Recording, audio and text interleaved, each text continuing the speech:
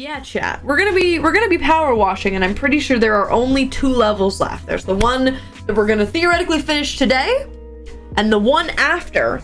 And I think after that we've literally beaten the game. And I've also got some D&D stories. I've got some D&D stories for you to catch you up with before D&D tomorrow. So that's what's on the docket today, chat. All right, so. Look at this, chat. I already moved my head so that I was in this corner. But we are working on the Lost City Palace. Part of it is done that we did in the last power washing stream. But most importantly, we must finish this. I think there's one more after this, and that's done. There might be like 2 more, but we've done a little bit of this. We did one of the whole sides. We did this whole wall is done. I think I did decide that I do kind of want to do the outside first before we try and do the inside. So we were doing up there a little bit, a lot of it. There's still some dirt up there. But yeah, this is our goal today. Our only goal is to finish this because this is gonna take a while. This is gonna take a significant amount of time. So I was like, all right, we're just gonna set aside a whole day to work on this, and that's what we're up to. But we're in like the deep bits of kind of like the lore of the game, where it's like time travelers and the ancient cities, and I don't know, there's a lot going on. But my main thing I want to talk about today is catch you guys up on D&D, because we left off on a fun spot for tomorrow. So we did play this last week, chat. We did play this last week. So that's where we're at. And there's gonna be a couple weeks where we're not gonna be able to play because I'm gonna be at VidCon. For anyone in chat who doesn't know, I'm gonna be at VidCon. And I'm very, very excited about it. Haley and I are both gonna be there, and we'll be there all 3 days.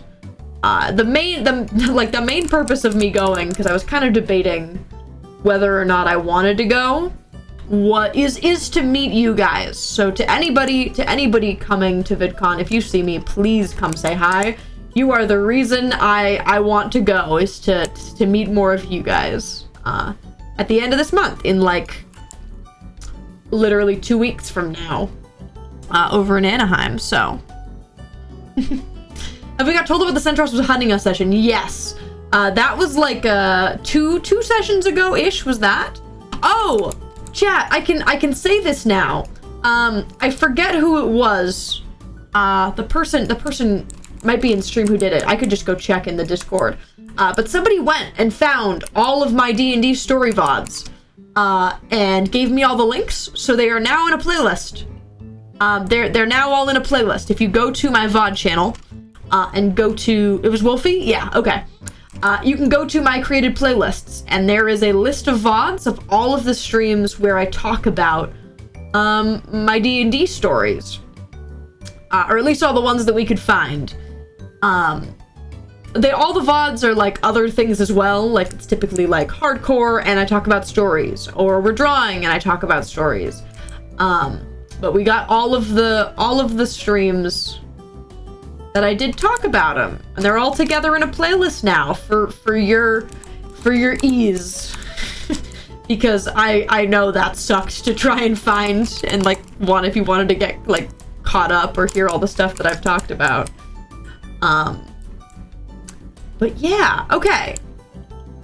But no, we are EODing. Oh, the other thing I wanted to mention, chat, before I get into like deep into the story side of today. This Friday, 1 p.m. PST, if you do ! fan, I'm doing a CMV and animatic reaction stream. I am a little loser, and I want to do a stream where I nerd out about some of the like CMVs and animatics you guys have made. So if you do !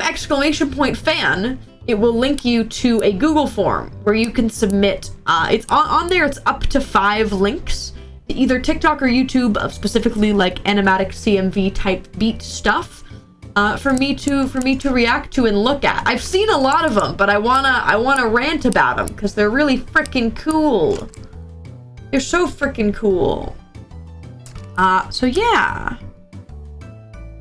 Speedruns a goal by Spandau Ballet Valley in 2 days. If you want to, I know that Sage, you busted it out an animatic. I saw that you posted it today, and I was like, oh, you wanted this for this. I know a thing or two. There we go. We got it, chat. The mosaic is done. That one was a little bit of a pain that we were working on, so I'm glad that is done. We're almost through the front. It only took like 2 days. Yeah. But no, chat. This is the vibe. All right. Are you ready for D&D stories? I like to try and get through some of the other stuff that I know I wanted to talk about before I get into it. Okay, so where do we last leave off? I'm gonna try, one of the things I like to do when I talk about my D&D party is, try and tell it in a way where everything you need to know, I say in the stream. So I'm gonna try my best to tell you everything that, like, you really need to know to be able to follow along. In case you've never heard me talk about this before, because I know some of you guys haven't, and that's okay. Did I clean that on this side? I didn't. What am I doing? I must make everything symmetrical.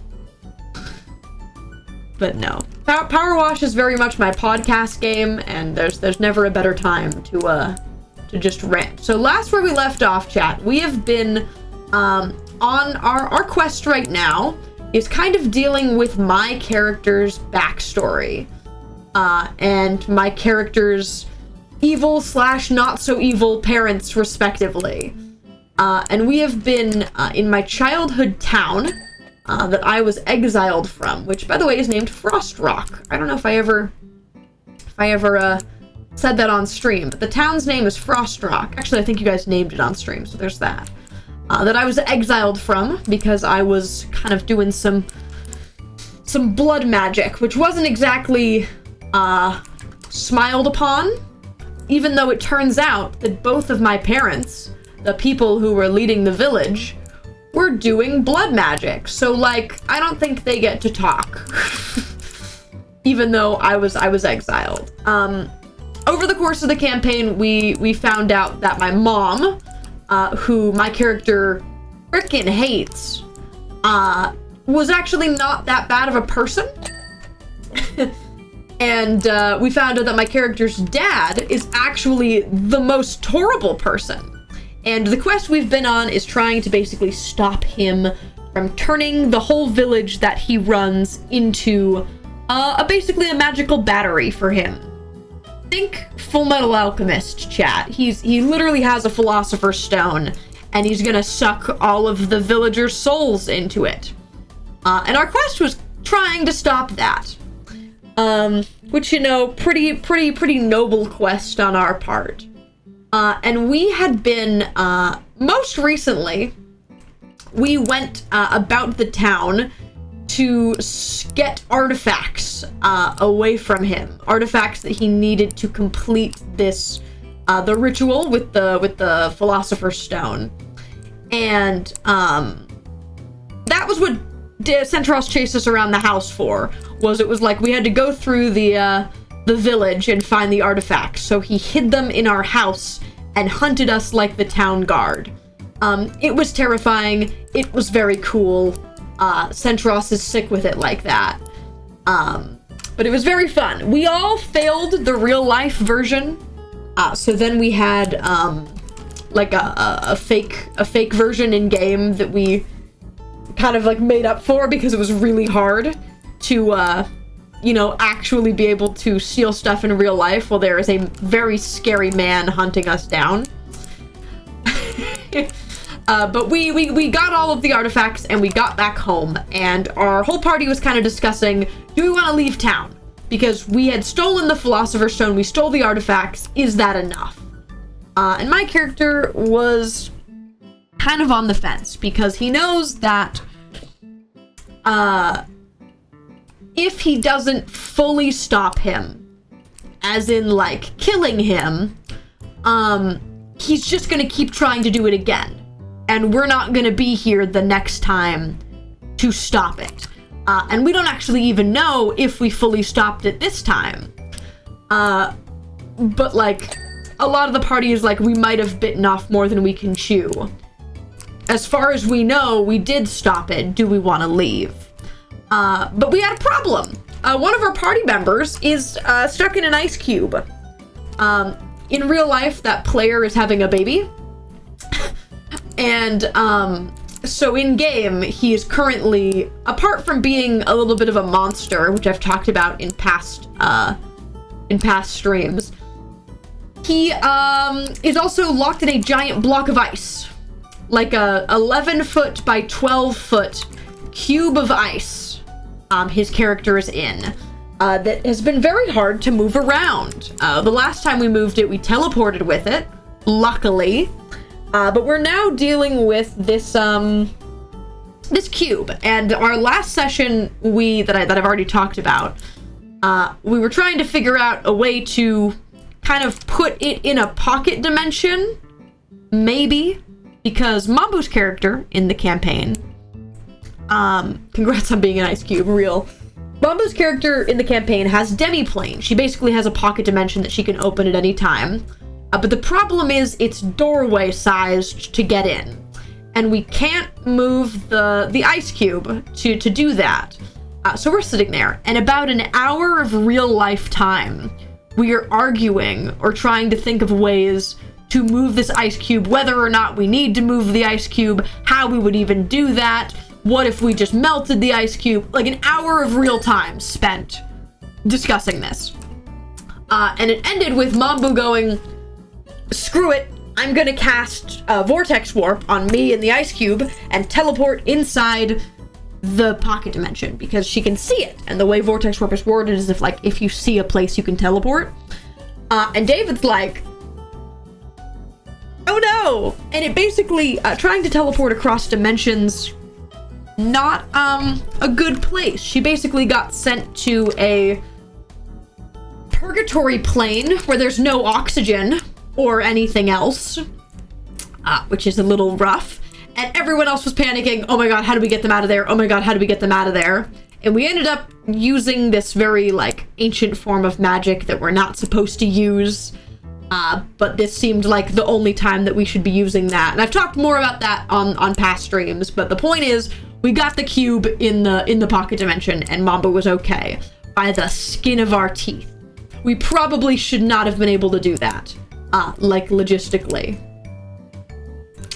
So thank God that we did, because Mambu was fully gonna die and have to get a new character, which would suck, actually. It would suck real bad. We've gone a really long time without a character dying, and we all have very big backstory stuff all occurring at the same time. But we were good, and we did it, and everything was fine. And that's where we picked up the newest session. So everything from this point forward, chat, is new. This is stuff you guys haven't heard. So we started off, we got the cube away. Thank God. And we're like, okay, back to our dilemma. Do we want to leave town? Do we not want to leave town? And our rogue is still chilling outside. He's chilling outside because he doesn't like chilling with the party, even though he's part of the party and he knows that, but he's like, I'm cooler than them, I don't need to be by them, I'm gonna go brood outside. And we're like, all right, Falthium, go for it. And we're living our best lives, and it's starting to get dark, like properly dark, and there's no lights inside the house, so we start not being able to see those of us who don't have dark vision, aka me. I don't have dark vision. Which is fine. And outside of the house, where our rogue is standing, these like 3 furbolgs start coming up and trying to like light the lanterns. Like it's like their job to light the lanterns. And our rogue like just messes with them for like a while, and like gets one of them to spill oil all over themselves just cause it was funny.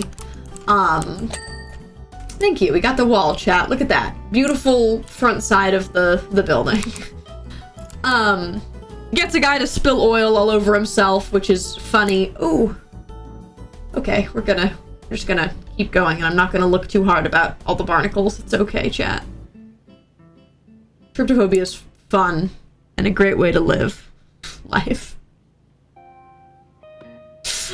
Okay, and we're all chilling inside, and David starts, we're literally all vibing. We're literally all arguing and just chilling.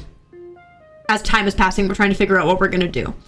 And I do have to point it out. Listen, this is what the Zoom is for, okay? I'm looking at chat. I'm just going back and forth. Fine. I don't like barnacles. But we're doing that. Casually full screens chat. Yeah, that's where we're gonna be for a second, I think, because I can't even look at the screen right now. Oh, tryptophobia, you're wonderful. For the record, chat, if you don't know what tryptophobia is, it's when there's a lot of little circles or little holes, and it's like a fear that is like ingrained in humans. And for some people it's more severe than others, and I have pretty bad. It's pretty bad. Yeah, okay, so we're all chilling, and David starts he's like talking to our rogue, and he's like, hey, can you make a dex save? And we're like, yeah, sure, David. Yeah, I'll make a dex save. And he fails, which is wild for a rogue, but he rolls really bad.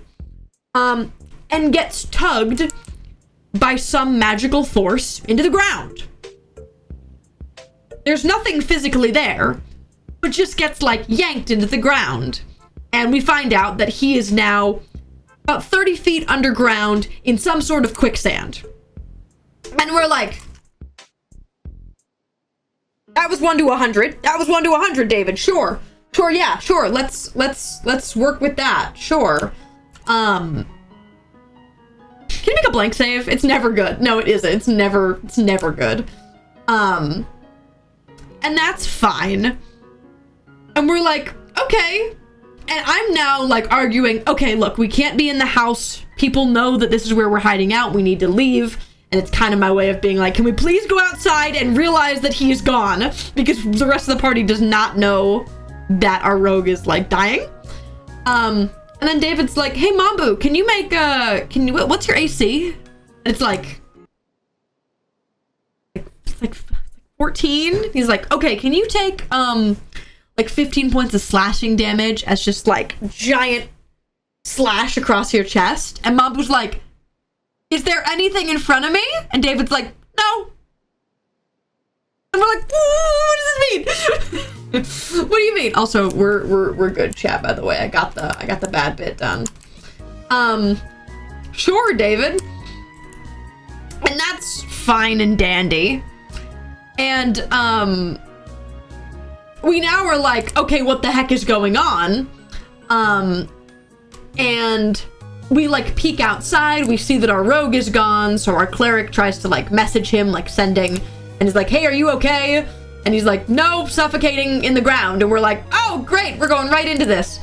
And one of our cleric pulls a very slay move and casts True Seeing, which basically gives themselves True Sight, which means that they can see any like invisible or ethereal beings, and you can see into the ethereal plane.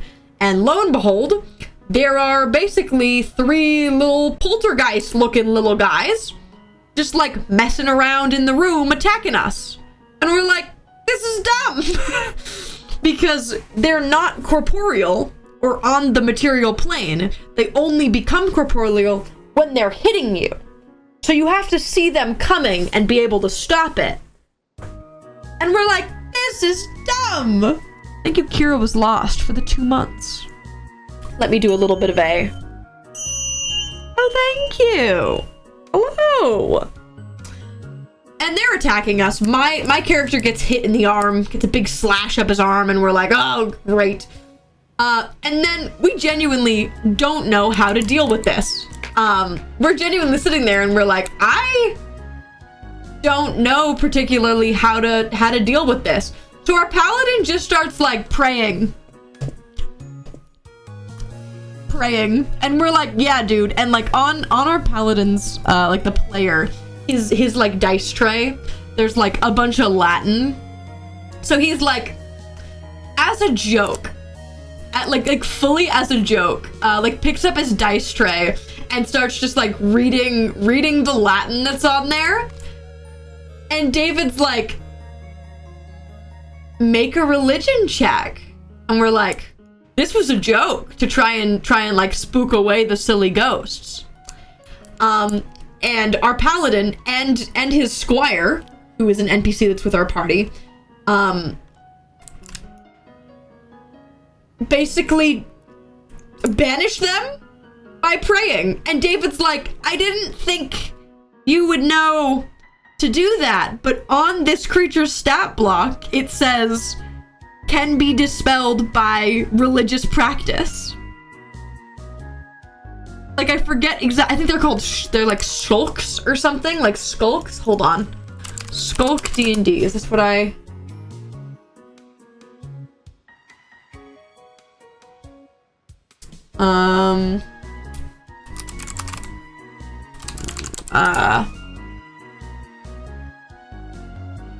Hold on. Yeah, like it notably, what's it called? Like, they have a weakness so that when you start doing religious practice, they get banished.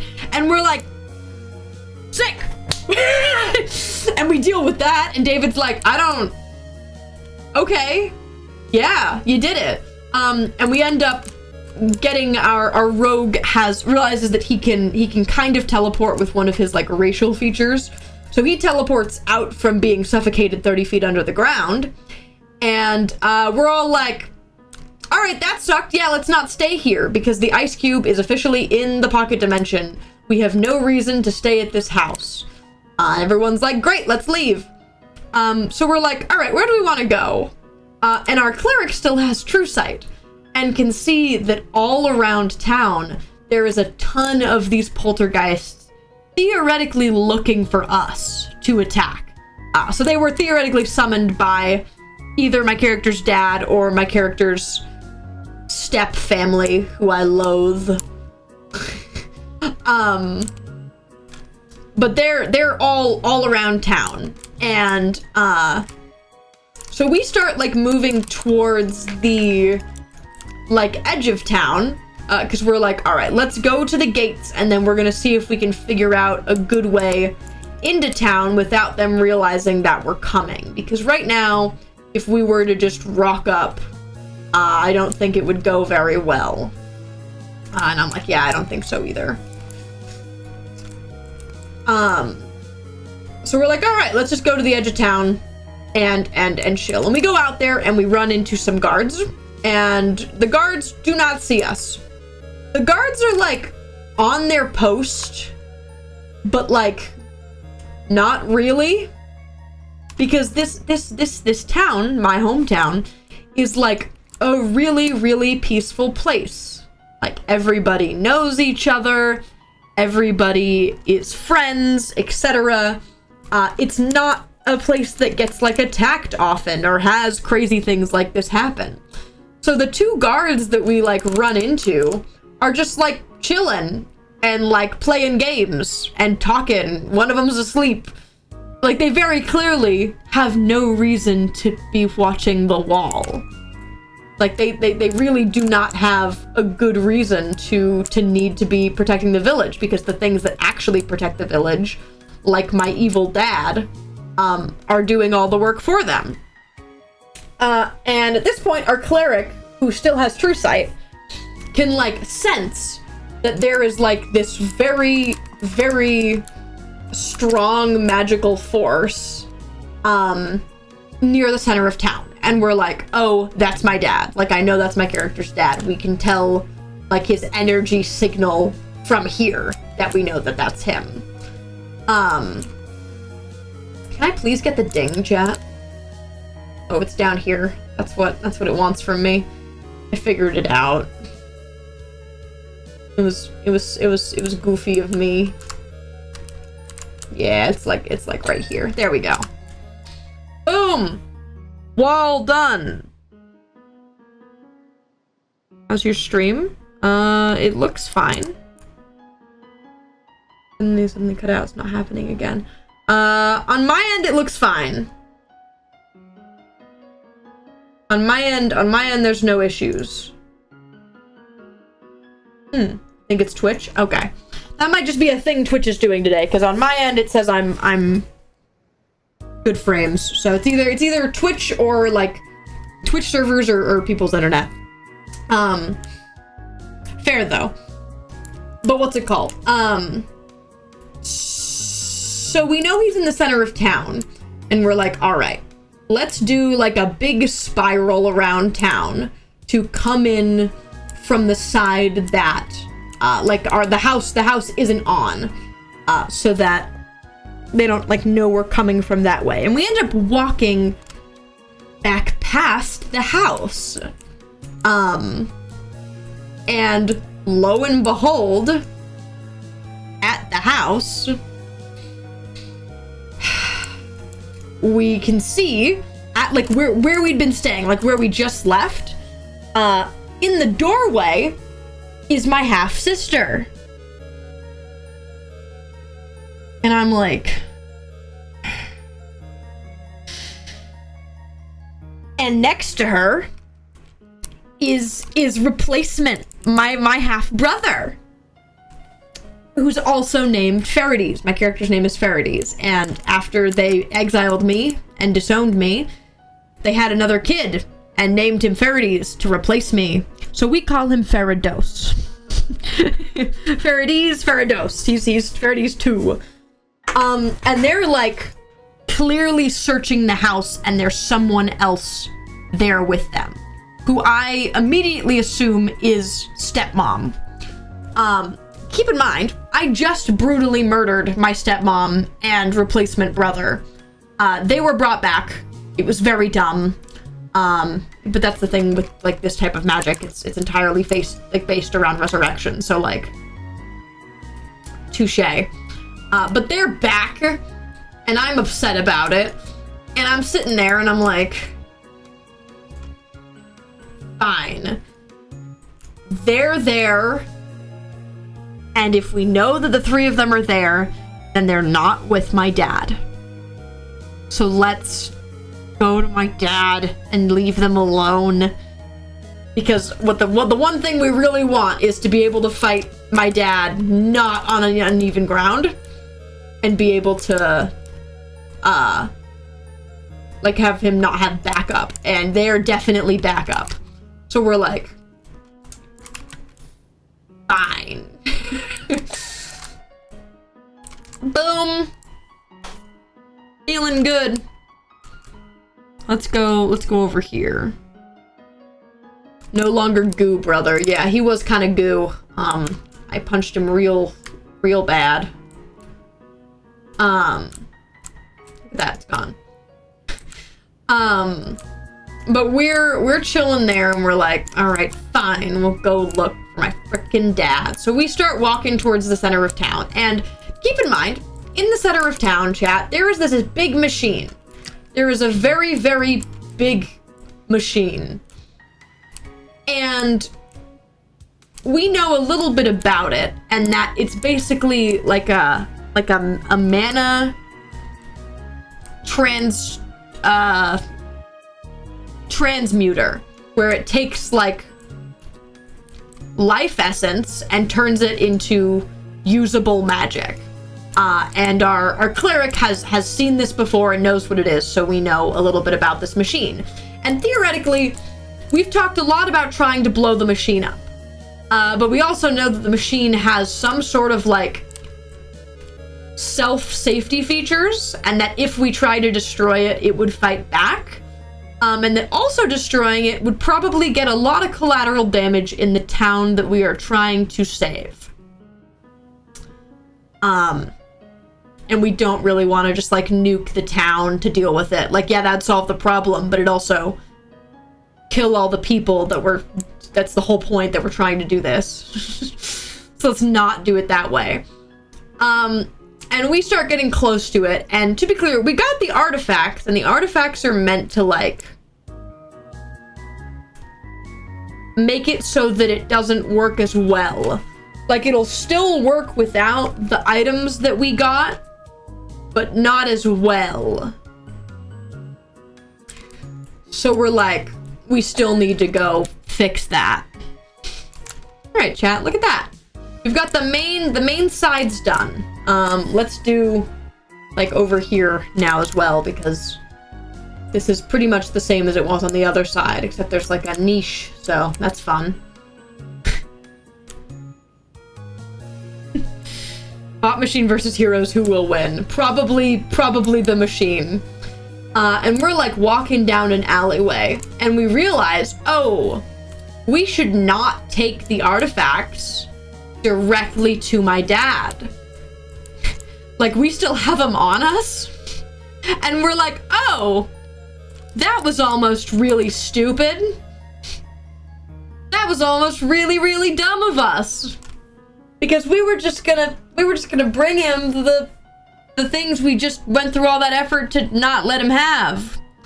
So we reopen up the pocket dimension that we have now, and we're like, let's dump it in here. So we take our five artifacts and put them in there with our party member in a block of ice. We also give him his like heat pill so that he doesn't die in the ice. I feel like that might be important.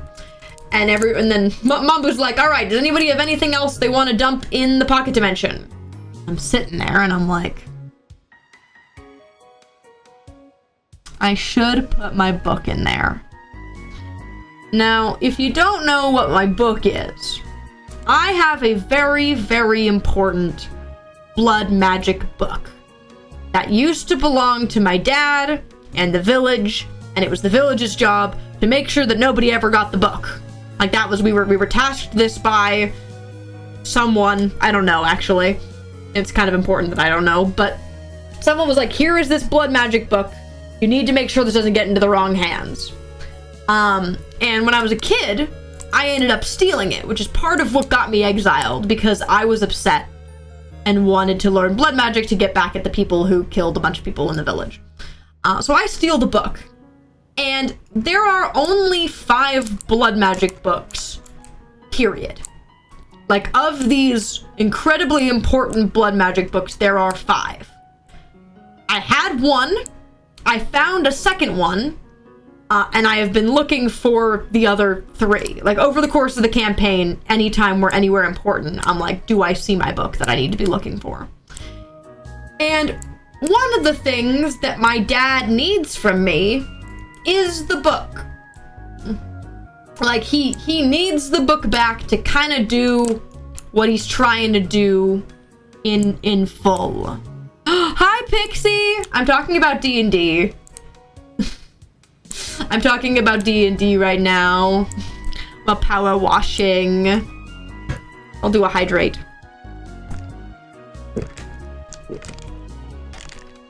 And a cat Benin. I'm going to VidCon! Pixie, I was literally about to... Yes, I am going to VidCon. Are you going to VidCon? I want to hang out with you. I want to hang out again. Olive cameo? Oh my goodness. Oh, hey there. Ollie, I also heard that you're going to VidCon. I promise to be less hungry as we can hang out. Okay, Fog. Excitement noises. Excitement noises. God, I'm very excited for VidCon. I'm very excited.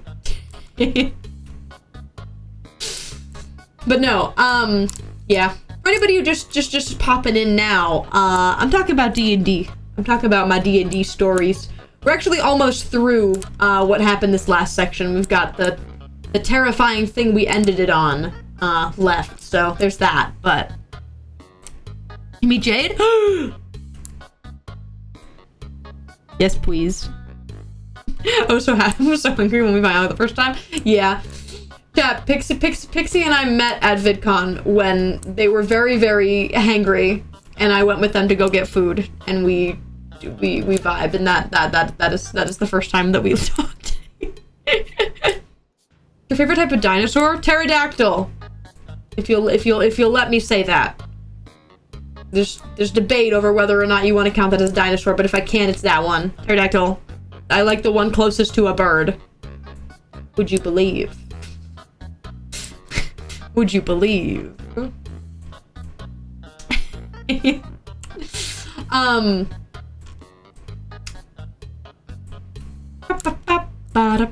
Thunder staircase and I inhaled some falafel. Yeah, that's about how I would describe it. That was a year ago. That's weirder. That was a year ago. That's the weirder thing. And maybe chat, I'll get the VidCon vlog out in time before I go to VidCon. Who's to say? DM you? Excitement noises. Listen to a song. You got a song for me? I'm sure you got a song. Is this a? Do you have one, or are you giving it to Laka, like you often do, or do you got something for me? Good. Yes. Good. Yes. Yes. Good. Good.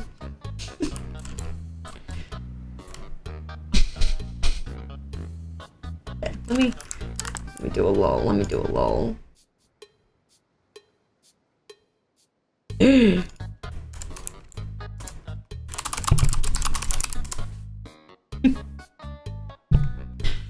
Kleptomania Crow? That's a fun name for a song. Yeah, let's do a listen. Before we Kleptomaniac Row, I've discovered, is the name of it. No, it's one word. It is one word. This is exciting.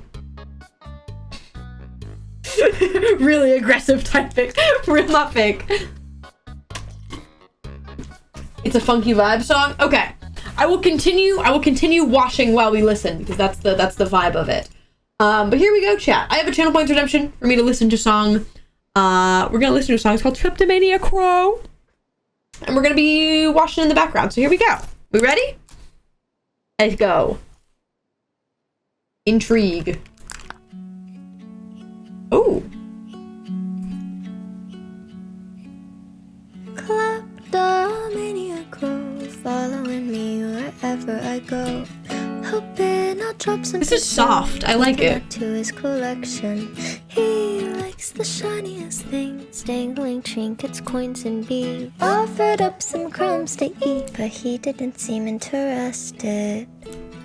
Oh, kleptomania Crow, I follow. I have not much stored away in my pockets today. You have an eye on my necklace. You start a strange I like this. to dance, begging me to follow. So like you always do, I follow you. This time you lead me far away. Didn't take you for a tour guide. You and I parading by deep into the woods.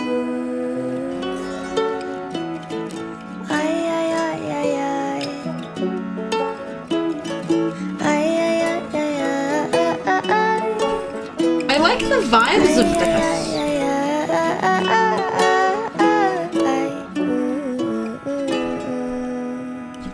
Oh, kleptomania Crow, leading me somewhere I don't know. And to my horror, you led me to a body at rest, and there I stood shocked by your side. For to my surprise, the body was mine.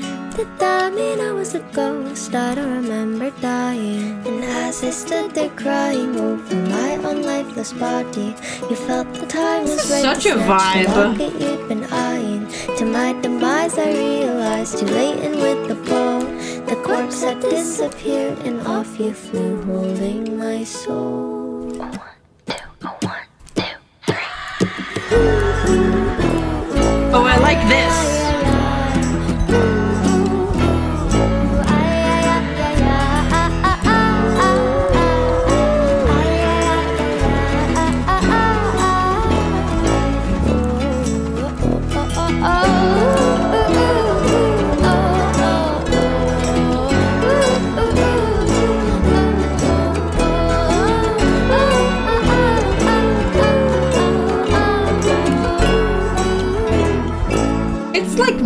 definitely spooky but soft.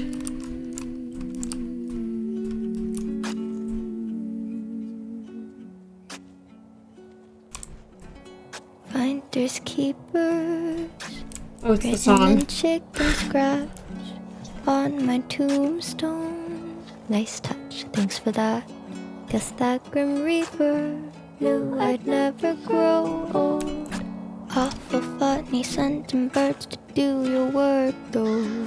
Finders keepers, you finally have my soul, but little do you know that necklaces, finders keepers, and a chicken scrap on my tombstone. Gonna pay for that. Couldn't know better, who knew death would come with feathers? Who knew he'd send a greedy beak a pecking at my feet? Oh, finders keepers, well you finally have my soul. That's Sorry. what did the crow though?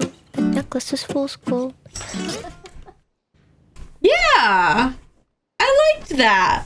That's a good vibe to it. It's got an energy, and I vibe with it a lot. Oh my goodness. I did it. I thought the digging was in the game, and that I'd unlocked something terrifying. It's a good song though. I like it. I like it a lot.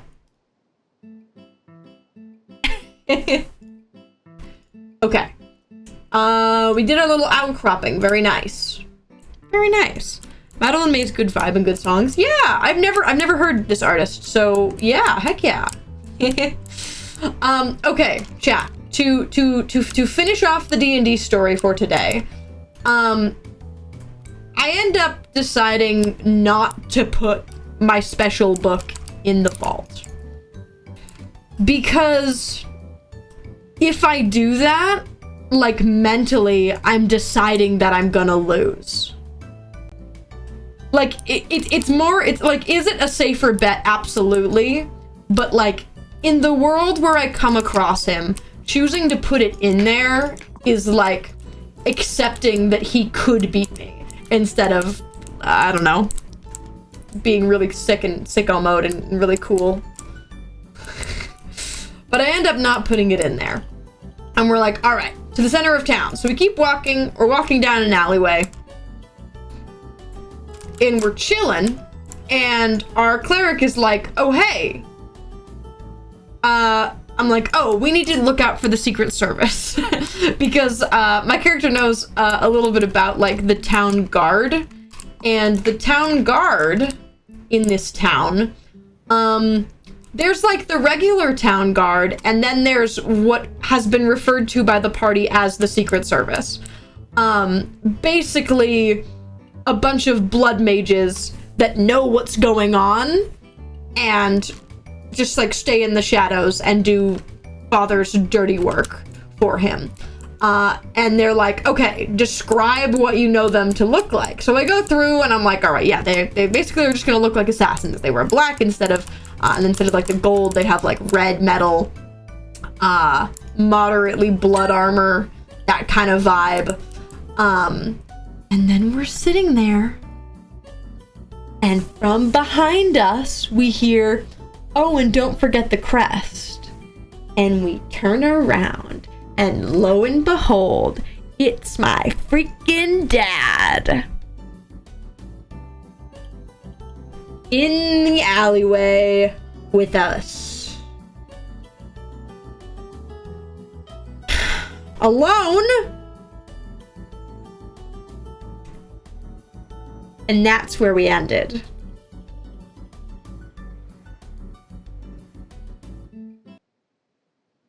I'm not happy about it. Even though we were like literally hunting to find him, to kill him, I don't like that he has the up on us. We wanted to be able to like sneak on him, and we're in a very small alleyway, and the last time we fought him, he casted power word kill. So the literal last time that we interacted with this man, he casted power word kill on us, and we managed to get out of it. This is big boss level man. but it's gonna be fine, guys. That was its own thing. It's gonna be fine, guys. It's fine. And I know that David before last week's session was like, I need to finish his sheet. And I was like, do I want to know? And he was like, oh no, you don't want to know what he can do. And I was like, great. Love that, actually. It's my favorite thing. So that's where we ended. Why do all your characters have daddy issues? Chat, I don't know. Because I don't particularly have daddy issues. Like me as a person. And it just happened. I don't know. I don't know, man. It just happens. I did not give Faraday daddy issues. David was like, no, get this. Your dad, he's evil. And I was like, oh. And I'm gonna have big feelings about that because I would. He's like, yeah. Think about that. And I was like, did you get this from Icarus? Did you look at Icarus and said, let's get a little of that over here? No. They are so not the same character. They're so different. Faraday's and Icarus. They're so different. Like personality wise. It is not fair to compare them. But yeah, I don't know. It just happens, I guess. I didn't ask for it. Then again, I don't think anybody does, but like, I don't know, man. I don't know. Yeah, you're not ready for the sickest ding that's about to come off of this,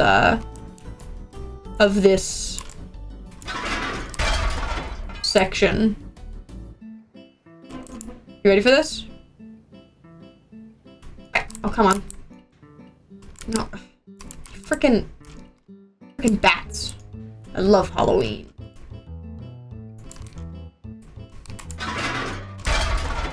There. Fun fact, I hate using this thing. Well, no one asked for daddy issues. Yeah. Ready? Can you do the ding? Bruh. Yeah. There we go. There it is, chat. I was waiting patiently. Chat, we've been streaming for an hour and we're about to hit the 20% mark. Oh boy.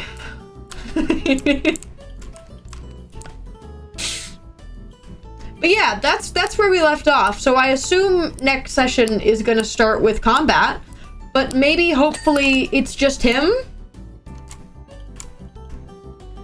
In an ideal world, it's just him. And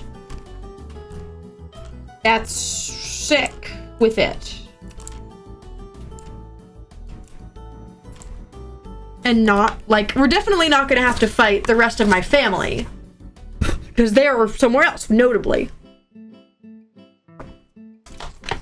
Wow.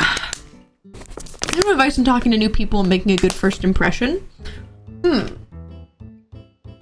Not like off the top of my head, but doing your best to like listen and be able to like, if one of the things I think is the most comforting when you like first meet someone is like to show that you are listening. Like if they're telling you a story or about them and be able to like repeat back bits of it and be like, oh yeah, that's really cool that you did that. It shows that like you're interested and willing to like talk to them. I don't know how good of advice that is, but I feel like that's okay. Powerwash I'm gonna post on the VOD channel? Probably not. I've been kind of in a world where I'm posting all of my VODs, but like, I don't know, I wasn't particularly called. This one will because of D&D stories. That's why whenever I do hardcore streams, I make sure they're lore if I'm gonna talk about D&D, because I don't typically post my hardcore streams unless it's, you know, totally normal and nothing at all is happening of suspicious note. Be yourself. That's good. That's the most important advice, actually. That's the most important advice. But being open to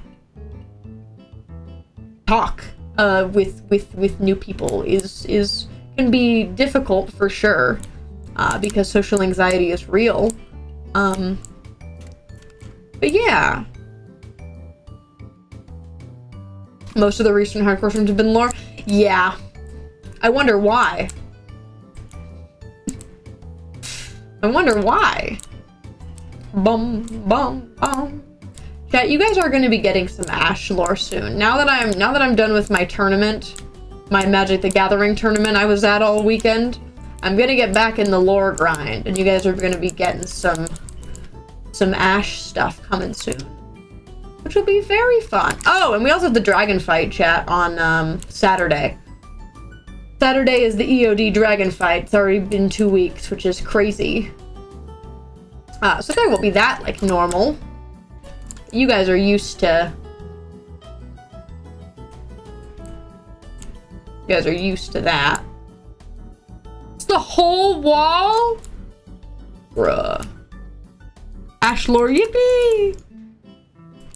You guys should give me, songs that you like for Ash. The little bit of Ash you guys have gotten. You guys should give me the songs that you guys have. Either if you wanna put them on Tumblr, etc. I check Tumblr so much, chat. I check Tumblr so much. Shout out to all of the Prison Duo bribe art. Thank you. You guys are so cool, and it's very gay, and I love it. Freebird. You know what? I feel like guitar riff is real. Hi, it's Cal. I'm on my way back to Rush List to see what's going on. Kind of looks like it's gonna explode. Not gonna lie. Everyone records volcanic activity across the entire Pacific Rim? Oh my goodness, that is a lot more volcanoes than just this one. It's not what you want to hear. This really doesn't sound good. No, it doesn't. The lore. The lore is loring. You should put time to see you're coded. You guys should just give me songs in general. Whether or not we listen to them on stream, I listen to so much music off stream that if you guys chuck and say, like the Ajax playlist that you made, Rima, I've been listening to it. I already had some of the songs that I knew and I liked for Ajax that were on there that I had never talked about. And I was like, oh, you get me. I often listen to playlists that you guys make, for the record. I've listened to so many Icarus playlists. Okay, cool. This looks good. Rear entrance ceiling.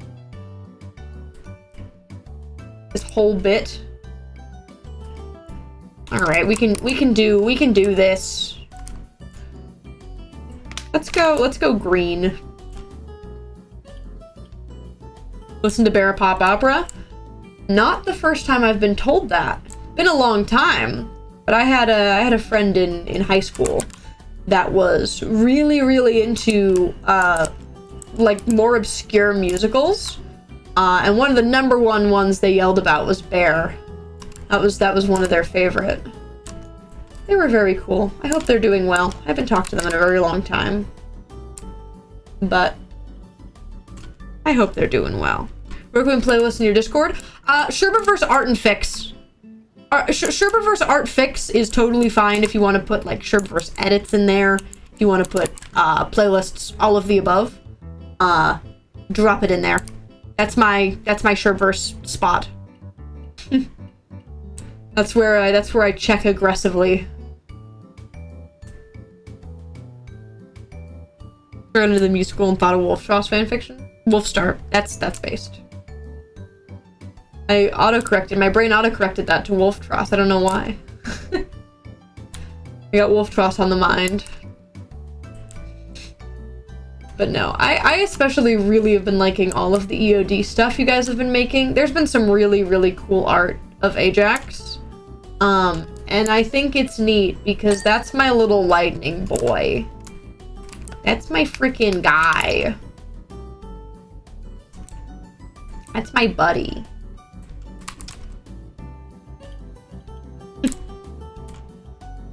Do do do do do do. Oh, but no, chat. I've been trying my best to like be working on stuff, but a lot of this has been a really good break, like post Fable chat. It's been a really nice break from like the stress of like what was constantly having to do lore, especially leading up to like the end of Fable. Like the last couple months leading up to Fable, where I was doing all of the lore and also trying to film all of the Sherbert versions. It has been very nice to take a little break, but I'm finally getting back in the groove, into like working on lore again for like Bound and stuff for EOD and stuff for VidCon. I'm finally getting back into it, but I was letting myself get just a nice little break. But now we're back into the regular streaming grind, and hopefully cosplaying some more as well. Hopefully cosplaying some more as well. I want to get back into Vox really bad, chat, because I didn't get to properly film because it was for level up. I didn't get to like film TikToks in Vox, and I had a lot of sound save that I wanted to use. So maybe that sometime before VidCon, I hope. Oh, and chat, what do you guys want me to do at VidCon? Cosplay wise, I know I'll do Icarus one of the days, and then another day at least as a version of Sherbert. I don't know which one. Like, it could be Ash, but like it could be Quixis, or honestly any of the Sherbs. Even just doing Icarus for a second day sounds solid to me. So what would you guys want? You also like finished. I also did graduate college. That is probably an important thing to note, that I did get a whole film degree. So there's that. Techno's my favorite. I felt odd about doing techno for TwitchCon. I feel less odd about doing it for VidCon. So there's a pretty good chance we get Icarus techno, and maybe like Icarus again, some version, whether it's Ajax, Ash.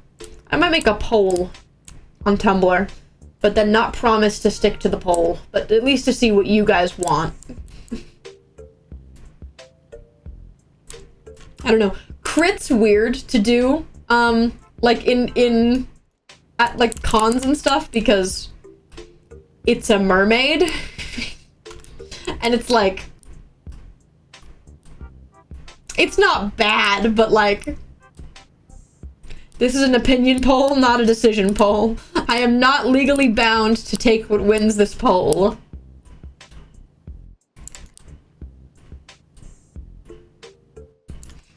I'd also need to make the whole robot arm, which is like, that's a lot. That's a lot, I feel. But I don't think you guys are ready for when I disappear for a week and a half.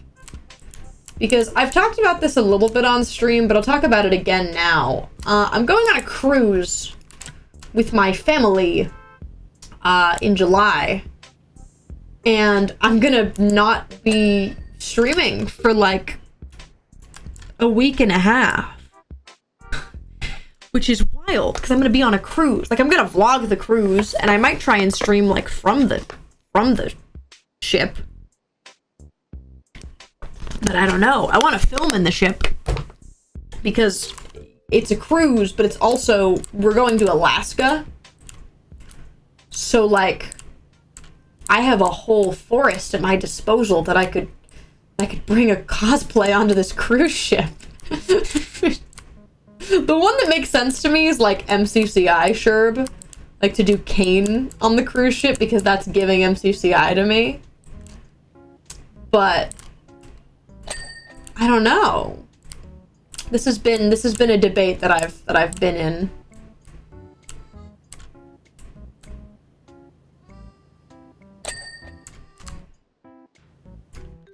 Rear entrance ceiling. Okay, it's all the same. Are you still the ceiling? Bruh. Me not wanting it to go as far as it wants to. Even though I am gonna have to eventually clean it that way.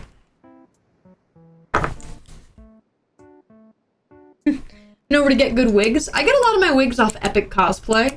I think Amazon is just fine for longer wigs. I don't trust Amazon short wigs. But like if you want wigs for cheap, Amazon isn't bad. But if you're looking for a little bit nicer wigs and have a little bit more money that you're willing to spend, Epic Cosplay has really, really good stuff. I'm not sponsored by them even. They're just where I go and where a lot of mutuals and friends that cosplay shop from because they've got really good wigs. Especially short wigs. Like when you look at the pictures, what you order is what you get. And it's very cool. Don't film cosplays on the family cruise. Well, like, it's a family cruise, but also Haley and Centros are going.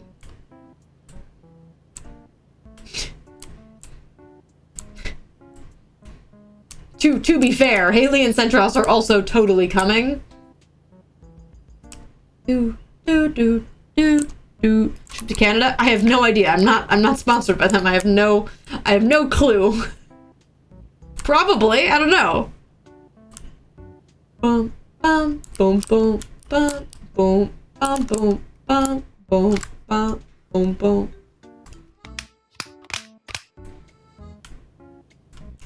But yeah, Epic Cosplay is where I get my wigs. And they have really good stuff there, so I recommend. Can you ding for me? You're so close to dinging.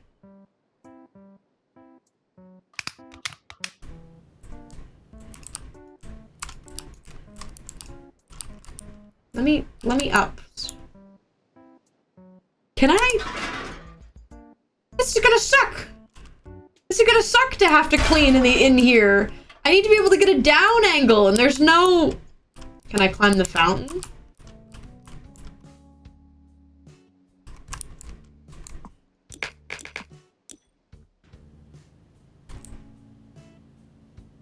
Not bad.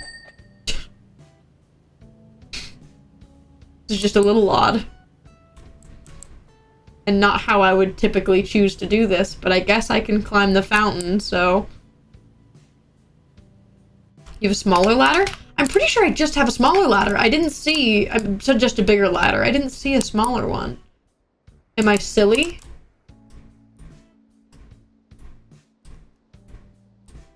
I don't think I do. I'm gonna do a little run around and make sure. But I didn't see one, so... Nope, no small ladder. Ripperoni. Alright, well let's take a break from this back area because this is all good. Let's do the front area. And like at least the floor of the entrance. Okay, chat.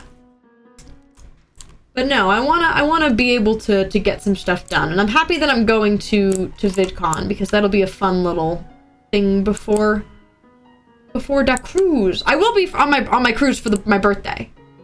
I'm turning 22, chat. I'm old. I'm so old. It's not old, really, but it's really not old, but I'm so old, chat. Size and 1 year older than you? Yeah. What a world we live in. All right. Do do do do do do do do do do do. Old Quake 55. How dare you not use 550? That is more of a slight than ever.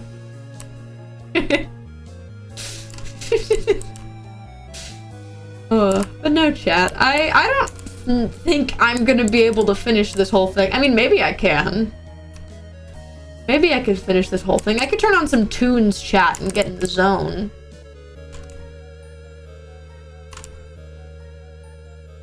I could turn on some tunes and go sicko mode. Get out of here. If anything, it should be 57. How dare you! This is a slight against all things me. In front of the whole me. Actually, in 5 instead of 6. I don't want to hear it. The brand. I know, chat. Chat, I've been trying to work on stuff. I've been cooking a little bit, chat, on a new merch, which I haven't really talked about, but I've been cooking a little bit, chat, on a new merch design, possibly. Who's to say? I have no time frame on that, chat, but I've been cooking. It's about that time. It's about that time when it's time for a new merch drop. And I want to do something sherbverse, because we're done with it. We're not done with it, but you guys know all the things now. I can do a proper sherbverse thing, or at least some Quixus stuff. Thank you, Laka, for the 480 months. Ding! How old would I be? Is that when I'm 56? Is that the math you're saying? Is that the math that you're trying to throw on me?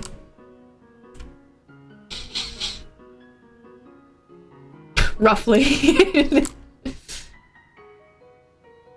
Listen. I don't know. I'm planning on streaming for a long time. I don't plan on going anywhere. And I have many things that I still like, but this sure was like a conclusion of a really long arc. A really long arc that I'd been writing and had planned. So it's very cool to now be over it. Now to be able to move on and do other stuff that exists within the same world, but maybe isn't centered on it. And I might talk about the sherbs now, because now I'm thinking about the sherbs and I want to talk about them. Because I have so many little thoughts. Not all of the sherbs are like super developed, right?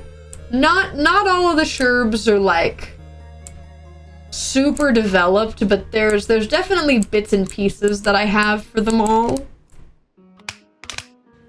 And I like them a lot. I think Ajax is actually one of the most developed sherbs, which is very funny to me, because I didn't mean for that to happen. I just like the way that the event world works, which has now been pretty like clear to you guys on how that works.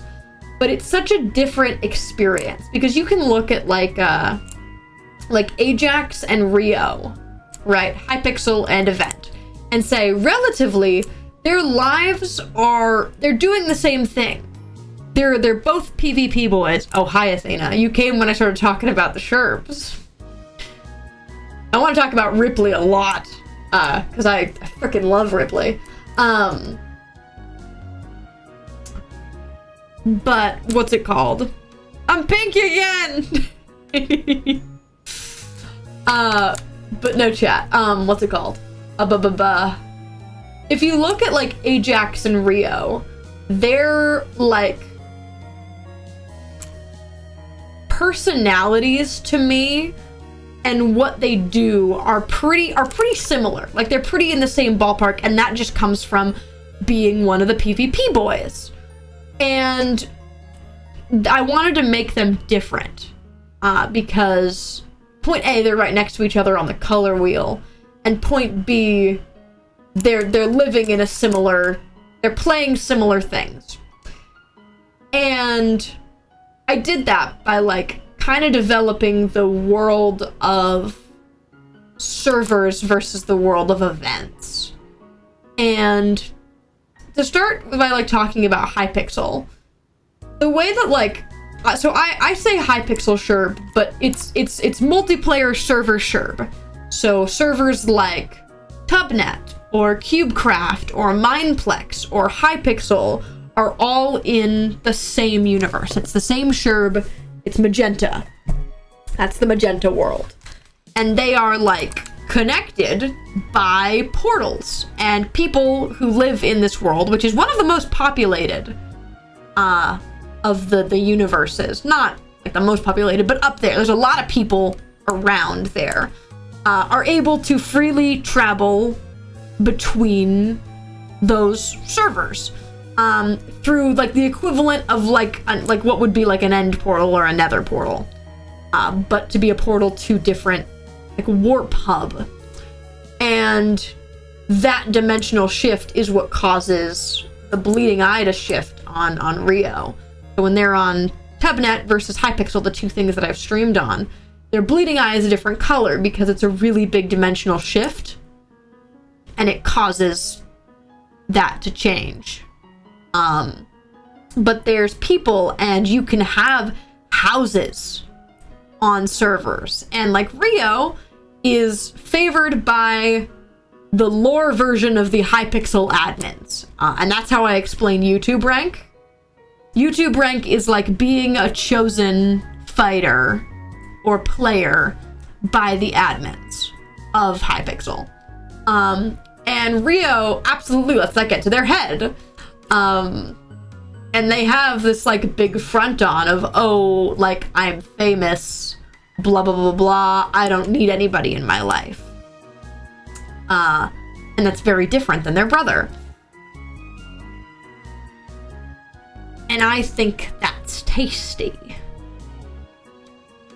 Okay. I'll finally talk about the Wreck-It Ralph thing. This is... I actually haven't talked about this on stream. I forgot to talk about it in the Quixus tell-all. So, fun fact. When I was designing and or making the world port, I based it off of Wreck-It Ralph. Like, the Game Central station where all the plugs plug in, that was my reference. And all of my cutscenes in the world port, the file name is Wreck-It Ralph 1, Wreck-It Ralph 2, Wreck-It Ralph End Portal, Wreck-It Ralph Purgatory Dream. My scene that I switched to on Streamlabs to cut to the world port cutscenes is called Wreck-It Ralph, in all caps. And when we brought new people onto Fable, we would go through and tell them the whole plot of, like, the history of the world of Fable, right? Here's what happened with the war, here's what happened with the gods. And then I'd pull them aside and I'd go, there's also this other thing going on that's my multiverse. Have you ever seen Wreck-It Ralph? I asked this to every new person. You can ask anybody who joined season 2 or later. I first described the sherbverse with, have you seen Wreck-It Ralph? You know where all the games plug in? It's like that. Every single time. Every single time.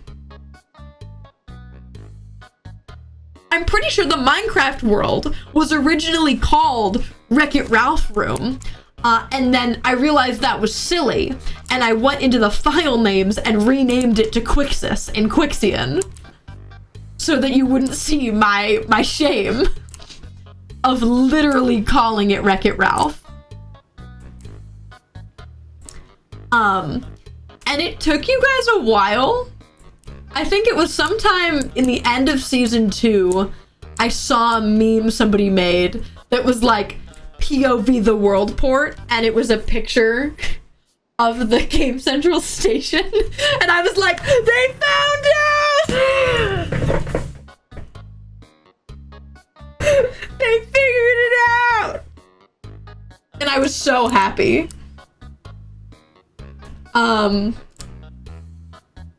Yeah, that's a truth.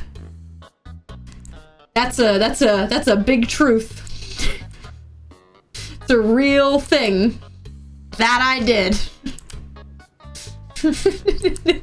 So there you go, chat. There you go. I think it's funny. And like, I still call it the Wreck-It Ralph room to this day. Because when I had to describe it in canon for the first time, and I called it a rave room, that wasn't planned, by the way. That wasn't planned. I did not plan to call it the rave room. That just came out and it stuck. That's a fun fact. Because I wanted to make it clear that like it wasn't glass tubes, it was lights that were in the sky. And my way of doing that was describing, oh yeah, like a bunch of flashing lights, like a rave.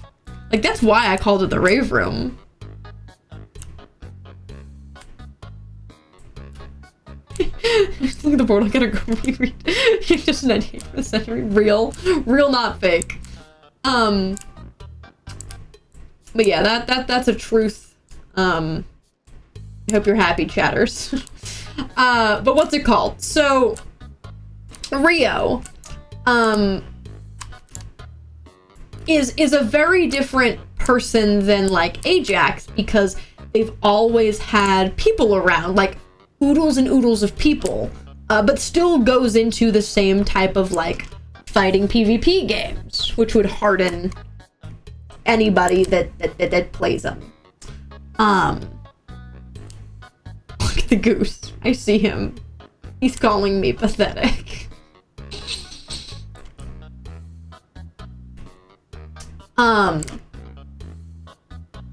As compared to Ajax, which has now been really clear over the seasons of EOD how that works, where in the event world you are living event to event.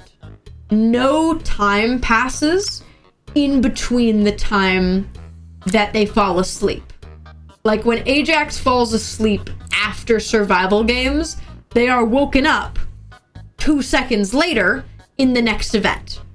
No idea how much time has passed. No idea who's gonna be with them or where they are. Just knowing that they are in another thing and they need to win. Winning doesn't even get them anything most of the time. There isn't a prize.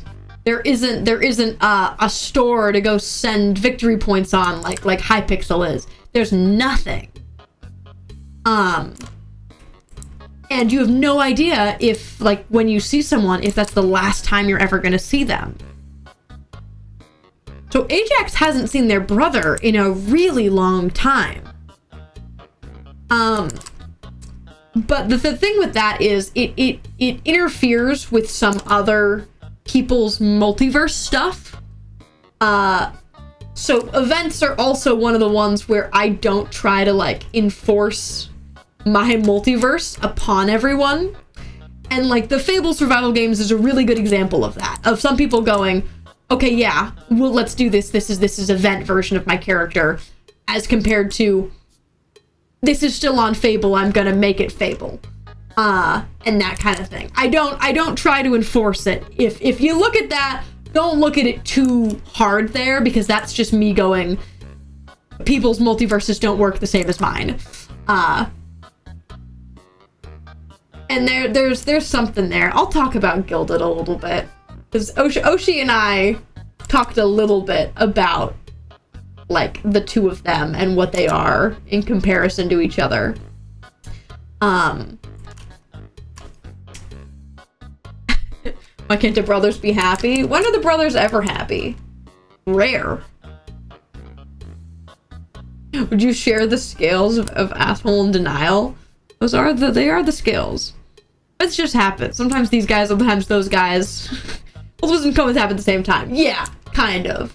But I try and make it clear when, like, which characters are adhering to that universe's rules. Because it's not like, like the Ari and Wolf that you guys saw in the newest Fable survival games are living in that event-to-event life. But, like, I made it very clear that, like, Athena, Helios, is in that cycle. And that's the one thing is I try to make sure is, like, here are the people who are abiding to my multiverse rules, and here are the people that I'm not gonna force them to do that. Every time that I ask to do any stream that's anything, because it never stops. Crit and Raylan are happy. That's true. Crit and Raylan are happy. Crit did keep their robot arm. Crit's eyes are back to normal. Oh, I should talk about Crit's eye. That was totally one of Midas's eyes. Of course, at that point, Midas's eyes weren't exactly of use to them. Midas couldn't exactly use their eyes. And when that happened, they said, crap, take it. That was the subtext there. Which I never talked about directly. But that was meant to be Midas's eye.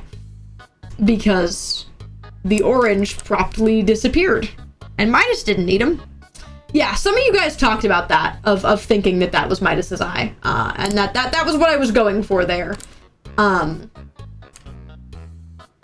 Yeah. But Crit's arm is still glitched because it's not from the orange dimension anymore. Like when the orange dimension crumbled, it got kind of scattered. Right? Like, we get the bits on Fable, and we got all the bits on, Myrrh, and then they lost their aura. And them losing their aura is why, they couldn't be fixed back. So Crit's arm is all messed up still. But hey, they have fingers, so maybe that's a good thing. They wouldn't have an eye there, right? Yeah. And when Icarus puts everything back, Midas has both their eyes because Crit gets both their eyes back. So that gets healed at the same time. But yeah, the arm and the elevator lose its aura, and they're chilling. They can't be, like, sent back to the right dimension like everything else could. Like, a lot of the glitches just get sent back to where they're supposed to be. But the portal couldn't, which I guess means that technically the elevator would still be there next to where Isla made her house, but it's not something we need to think about too hard. They can just think it was some structure. Because they do remember Quixis, so it's not the craziest thing. Could Crit's arm ever be fixed if the portal world heals fully? I would say no.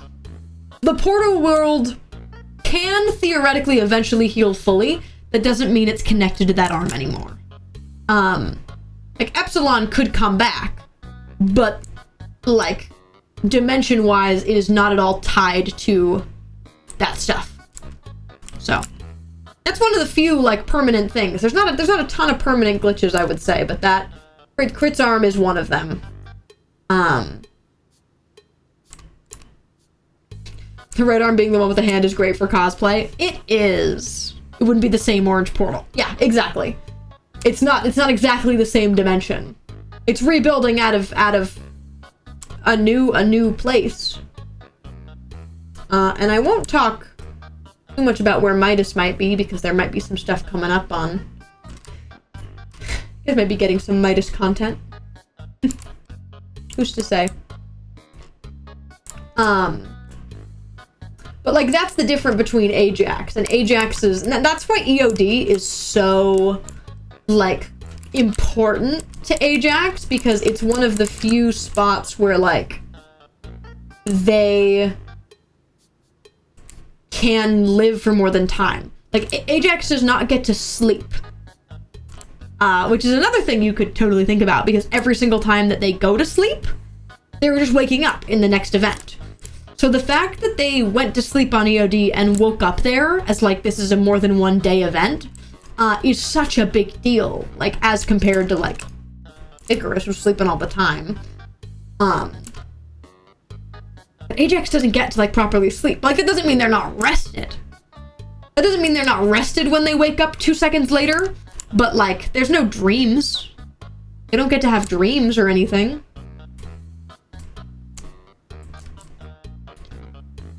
It's been for a longer time with their boyfriend. Listen. Ajax gets EP times. Yeah. EOD is actually really good for Ajax, even if it's a stronger version of getting to rip everything away. And that's why I like Ajax so much. I like playing them a lot. I think he's cool. Ripley is a fun one, because Ripley is Lieutenant Ripley, which I do not see enough. But Ripley is Lieutenant. That is the title there. Something I'm very like, I want to shove into everybody's face. But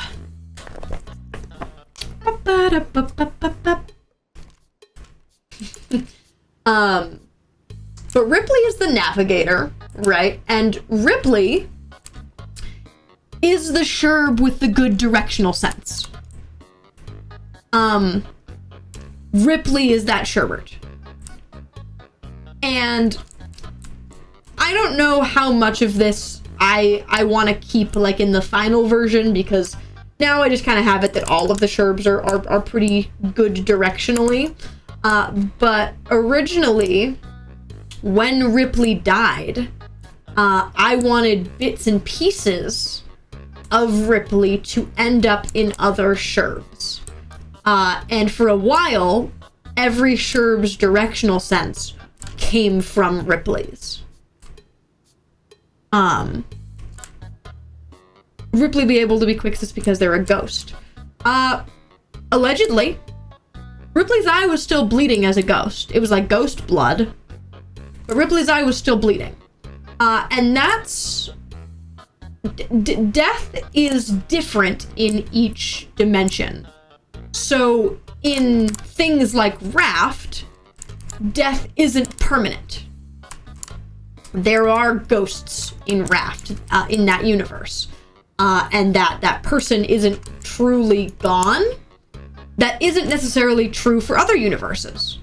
So who's to say if in another world a Sherb died, that they would still be around? It doesn't carry over. And Sherbs can die. It just so happens that the one that you guys saw die, happens to live in a world where death isn't permanent. The reason why Crit suddenly got directional sense? Yes. Crit was the big one there, for the directional sense thing, because Crit notably had really bad directional sense for a really long time. And some of the Sherbs, talking about like memory overlaps, that was because of all of like the dimension messing around. But all of the Sherbs being like, man, I'm really good at directions, I wonder why that is. Coming from Ripley.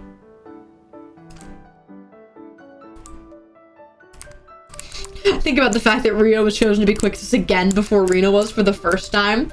I think it's funny because that's absolutely true. Like, that's absolutely true that Reno was picked after Rio got chosen again. Ripley got that keen mind feat. Real. Real, not fake. I like the Raft universe a lot though, and I've talked with Hey about Raft Ray. being, and like some of the notes that we find being traces of Ray trying to research. Like, I'm pretty sure we said that Ray for a while lived in the dome. The big dome that you find. Like, Ray was one of the scientists that lived there. But they weren't there when we showed up. Like in our playthrough. It'd already been abandoned. Hi, Yoshi. Raft! I freaking love Raft. And consider that maybe Ripley's a ghost because maybe I'd like to play Raft again one day. And I don't want to have to never be able to play it again. Because my version is dead. If Rio was quick again, would they remember the first time? I don't know.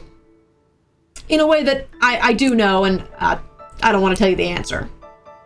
There are some things that I can't tell you.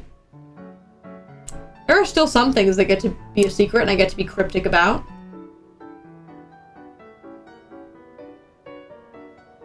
I get occasional mystery, okay? You gotta let me have this. Chat, we're almost there on the floor! I love the Raft cast. I love the Raft universe. I eat it up.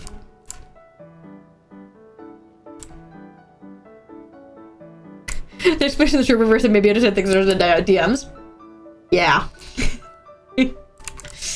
I remember when I first got like invited to EOD, I was sitting there and I was like, I don't have more colors. Where do you go? Where do you go? Who are you? Who is this man? And I ended up settling on it being an event and being able to make it event Sherb, which was a fun way that I got to develop event Sherb, was through EOD. The other thing I think is quirky is like Crit and Ash are also very developed, like Sherbert wise. But Ajax is the only other Sherb than Icarus to have an art cutscene. No other Sherbs have had an art cutscene other than Ajax and Icarus. And I think that's very funny to me. God, I don't know where the dirt is. I did the floor. It's gonna be around the edge, so we're gonna get in real close and go around the edge of this. They had to get struck by lightning, right?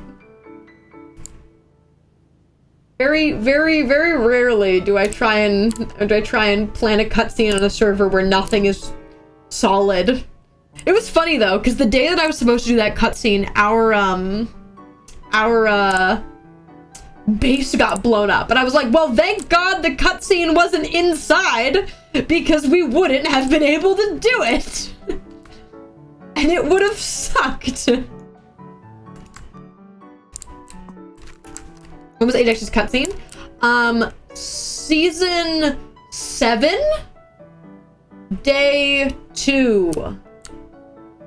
It's when they get lightning in their bones. Oh, it's you. I know it's you. It's when they got lightning in their bones. It's like them getting struck by lightning is... Oh, you don't know nothing over there. Oh, dirt over here too? Come on, this is so close. Yes! Yes! Sorry about that, by the way. Oh, you're fine. You're fine, Olive. Such is the way of the thing. And, like, it still worked fine, because, like, the little bit that I needed, I just rebuilt, and I was like, alright, we're good.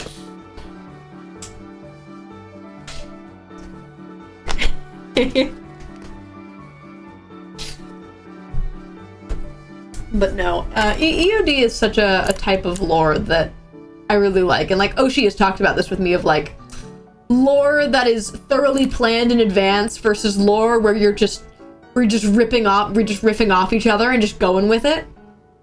It's two very different vibes. And I've been having fun getting to do it on EOD. I'm still a very big fan of like the planned out lore of like what we did on Fable. But having a server where that isn't how it is, and it's entirely just bits, and then the bits turn into angst. Like when Oshi and I first did that, the Spore season, and did that whole conversation, that was fully improv. Like that, fully improv, and that was really, really fun to me. The EOD cast has also something strange about them that's messing with the essential cosmetics, minus Haley. Haley just got the bow. Haley's got the bow. I don't think Haley has anything in particular. Oh, another thing. Haley in survival games was absolutely EOD Haley. Haley came up to me after and was like, I didn't get a good point, but I wanted to walk up to you and be like, oh yeah, I know that guy, they're freaking stupid. I talked about that with Haley after, so Haley that you see in the Fable survival games is EOD Haley. Ajax wasn't sure if it was, but it was. Oh god, the Spore.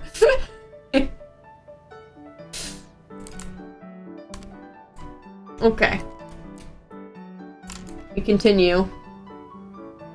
Continue getting rid of the dirt and grime. Team 1 season, I think we'd be powerful. I think we would be. You're real for that. Listen, it depends how much David wants Ronnie to fall off the wagon.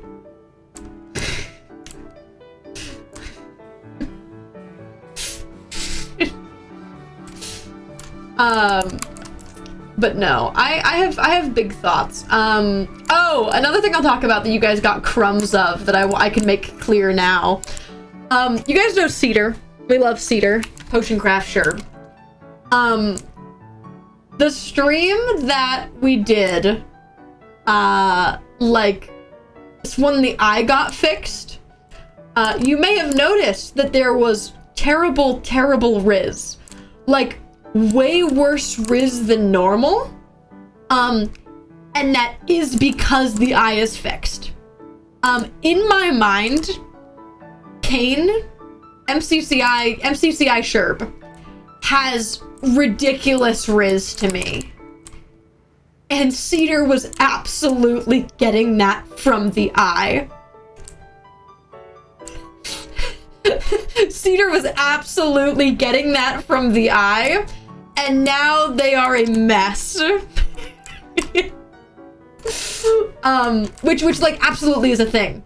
Is the Sherbs getting character traits from the other eye? Like it happened a lot with Icarus, not being like who Icarus could have been, because it's a lot of traits of hardcore Sherb.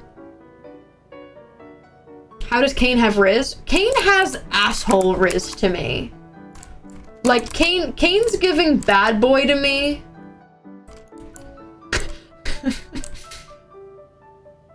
I don't know. To me, Kane has Riz. But like not in like a good way. In like uses Riz for evil. I think Kane is devious. I think Kane is a devious Sherb.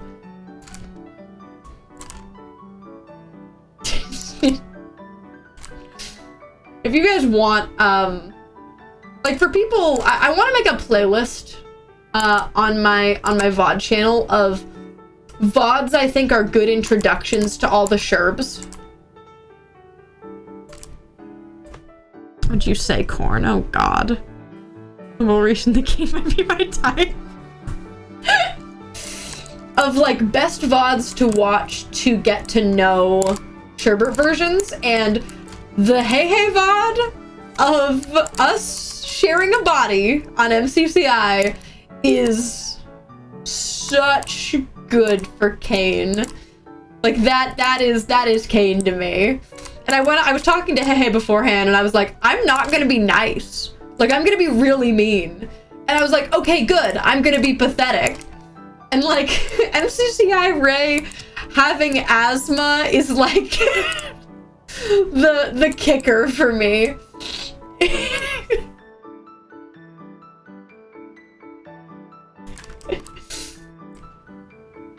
I think it's funny.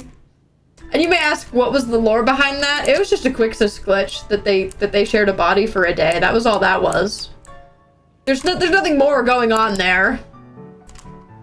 I will say though, there is some world building, MCCI wise, that you guys don't know about. In the same way that I developed like how Hypixel works, I have thoughts on how MCCI works, and you don't know them. So I'll leave that be for now, MCCI world-wise. But yeah. He and also he. Who else can I talk about? I can't talk a lot about Sherwood, because we have bits of their lore that we haven't talked about yet on Craft. I won't talk too much about Sherwood, because Sherwood's got a backstory. To be clear, they both do. The Craft brothers have a backstory that we haven't like fully gotten to. Hey and I over there, so that one gets left alone. The Portal brothers are so vibey. They get to be happy. I mean, they're not. They're gone, but like, you guys are just lucky that Epsilon is a robot and can be rebuilt. I don't think in other Fallen Worlds Sherbs get to come back. I think Epsilon is a special case because they are a robot. That's a personal thought and feeling of mine. Hardcore is a quirky one. Hardcore, the purple eye has gone through some retconning over time, and I've desperately tried to make it work. Because, yeah, okay, let's talk about Odyssey for a second. So, Odyssey was the first SMP that I played on. And originally, Odyssey didn't make it very long, but I had planned for the other half of Icarus to be Odyssey, because that was my first server, and I was like, oh yeah, I'm gonna make a sick character, and it's gonna tie into my multiverse, and it's gonna be great. And then Odyssey just kind of stopped, as some Minecraft servers do, and I was like, oh crap, I can't put the purple eye anywhere else now. So I ended up putting it on Hardcore Sherb, and kind of said that Hardcore Sherb has memories of Odyssey, but that was so long ago, it doesn't feel like it was them.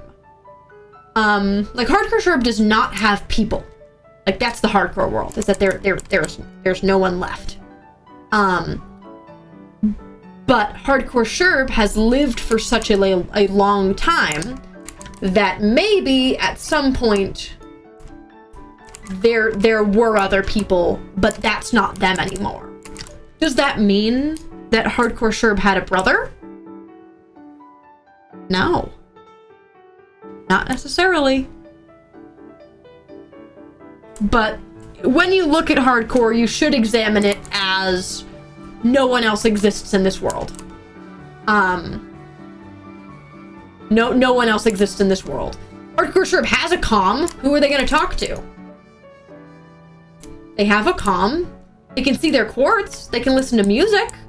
Those are things that a comm does. Just doesn't do the talking to people part.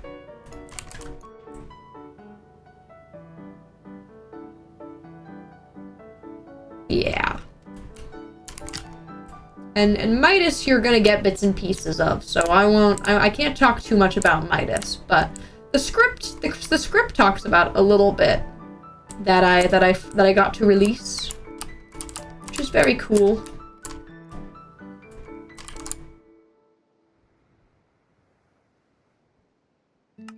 Oops, wrong Wrong thing I clicked on. That's not what I meant. Please don't crash my game. Okay, good. We're good. Is or was a silly dying lad? So was. Hardcore was a dying lad. Which isn't as, like, soon as you guys interpreted that little sentence to be. But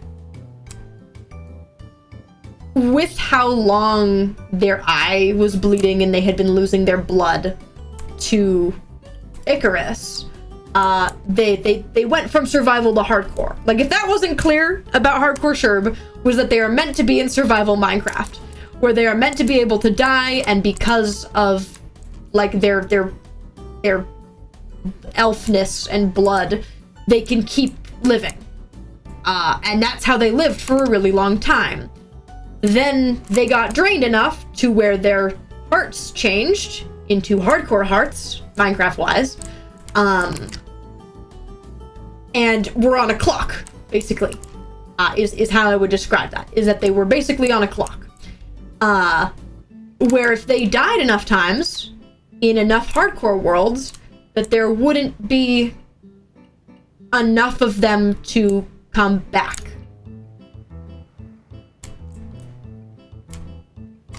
So theoretically, if I died in my hardcore world a couple more times, we would have had a very, very different hardcore Sherbert. Now that their eye is fixed, that's a lot less danger to them. They're not back up to the way that they were, but theoretically, let's say that I were to die in my hardcore world, the next world that they spawn in would be in survival. But their body doesn't instantly heal them. But theoretically, if hardcore Sherb were to die, the world they would go into would not be hardcore.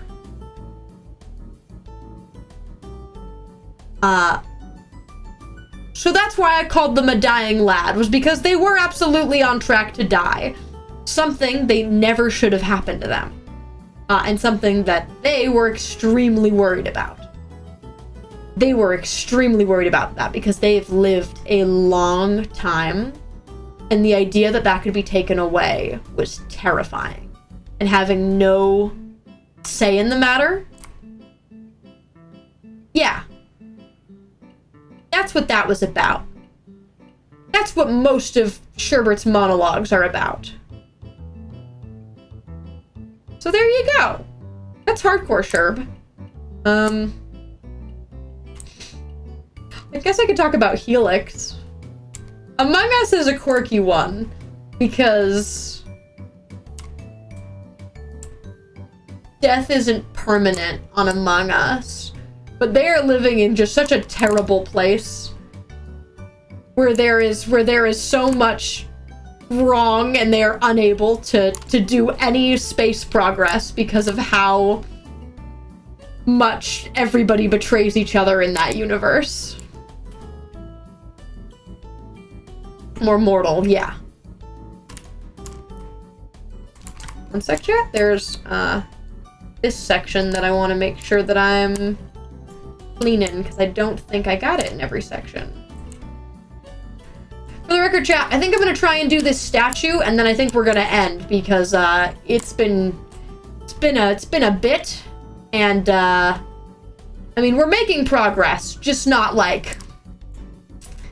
We still got a lot, and the outside still to do. We still have to do the top of it, so. Ringo Burr for Among Us universe. Yeah, so not every Sherbert's dad is Fable. Or a version of Fable, as you were able to see. Crit has Isla and Endirion, Isla and Endirion as their parents. They are real brothers in the Mur universe. Familial relations are not always set as they are.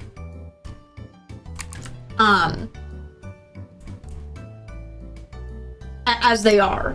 For some reason, Sherbert and Ray are closely tied, and that's something that carries across in every universe. That doesn't mean entire families do. That doesn't mean entire families do. To be clear, several Sherberts' parents are Fable variants that you guys don't know necessarily yet. But there are several Sherbs' parent is Fable. That is a fact. You just don't know about all of them. And some of them are not. Some of them are very, very much not. Hardcore Sherb, I don't think, has parents. I love Fubble. Fubble's great. Fubble's great. Are there any... What universes do you know there's a Fable as a parent in? Because Among Us is one of them.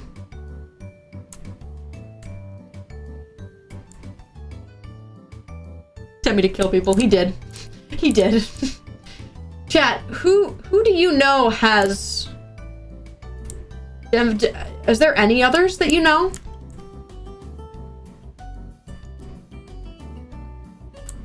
Is there any? I don't think you guys know about any of the other Fable variants. I guess Midas. Midas you know about. Midas has a Fable variant. That's in the script. There's that. I'll tell you that one you guys know. MCCI was hinted at? Okay. I didn't know how much you guys picked up on that. MCCI was hinted at, yes.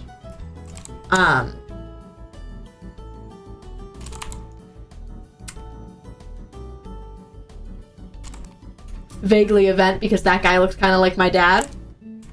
Good job. There's more than that, though. It's actually a surprising amount of Sherberts.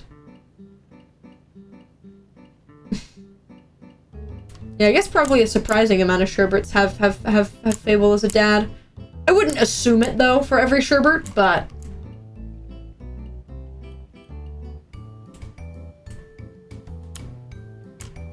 It's an event Fable?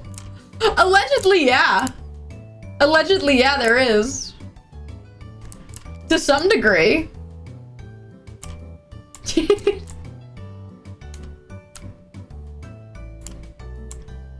Ripley?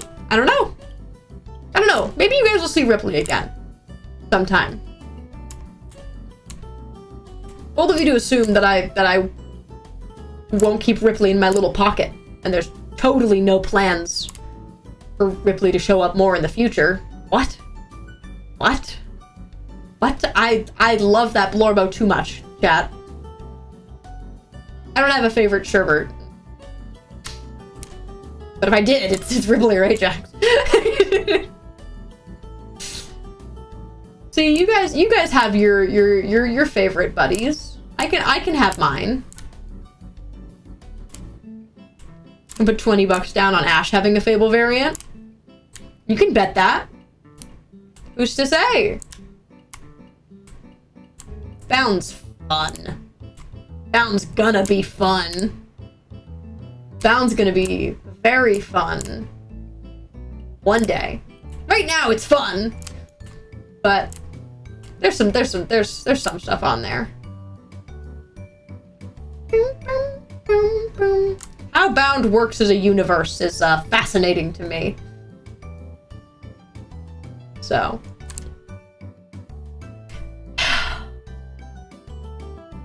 We're getting there, chatters.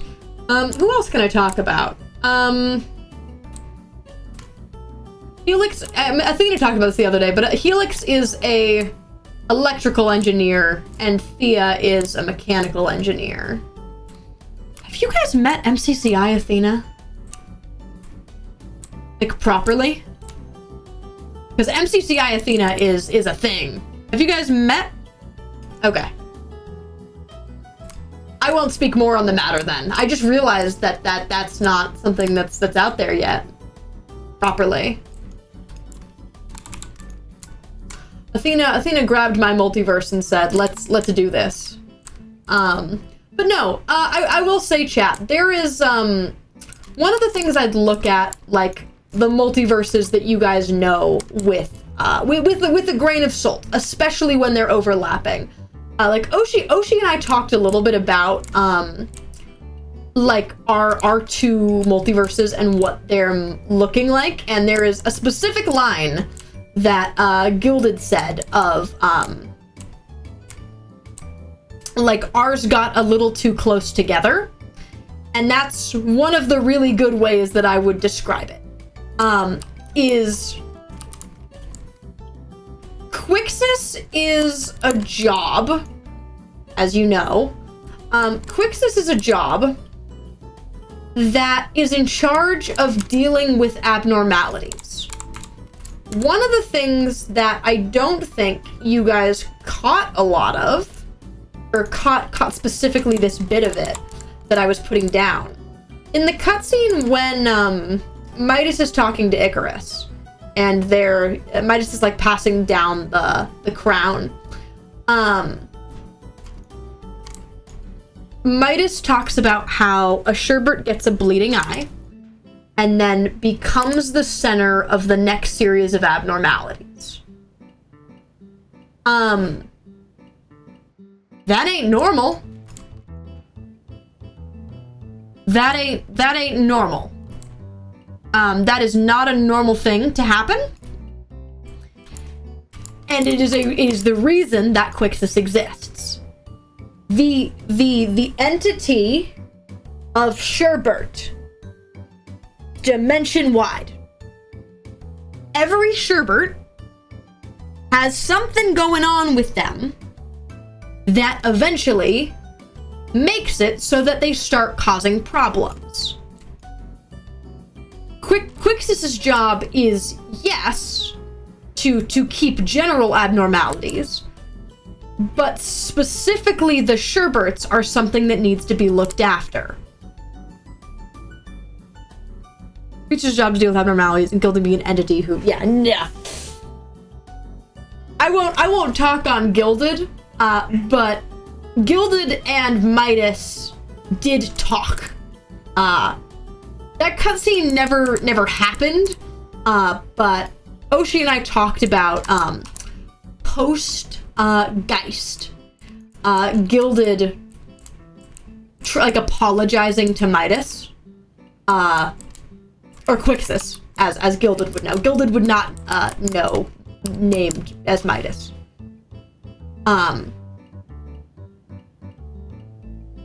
But they are not in the same ballpark. And the stream that happened with Jerry, multiversal Jerry, a lot of that I would apply mainly to Oshi's multiverse. Some of it overlaps, but I don't take everything that Jerry said as canon to mine. Jerry is talking about the world that he is familiar with, and it overlaps. It is not the same thing. Sherberts are not travelers. If anyone's a traveler in the sherbverse, the closest thing you get is Charles. There aren't travelers coming from this universe. And I also don't call it the void. Midas never says the word void. Midas never says the word void. Midas only says decay. Which there's something there, but you guys call it void sickness, which is fine. Just not what I call it. We got different mechanisms. Yeah, we got different mechanisms for how our guys work. And we tried to do like the best we could to like see how well we could overlap them, and I'm really happy with like how that worked on Fable, especially when all the Oshi switched places. Terrified of what would happen if a Sherbert tried to do Oshi's ritual, though. Terrified of what that could mean. That's why it didn't happen. I think there'd be some choice words from Quixis. We tried to pull some stuff like that. Ajax's Void, something different. That's the event world. That's not the world port. There's a void in the event world. There's a void in Fable. Doesn't mean it's the same. I also will say, something that is a fun little Fable tidbit for you. In my world, Epros is the only being naturally aware of Quixis.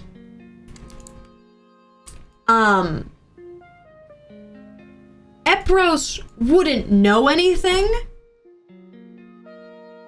but Epros, being the void, the endless void, can comprehend that this isn't the only world.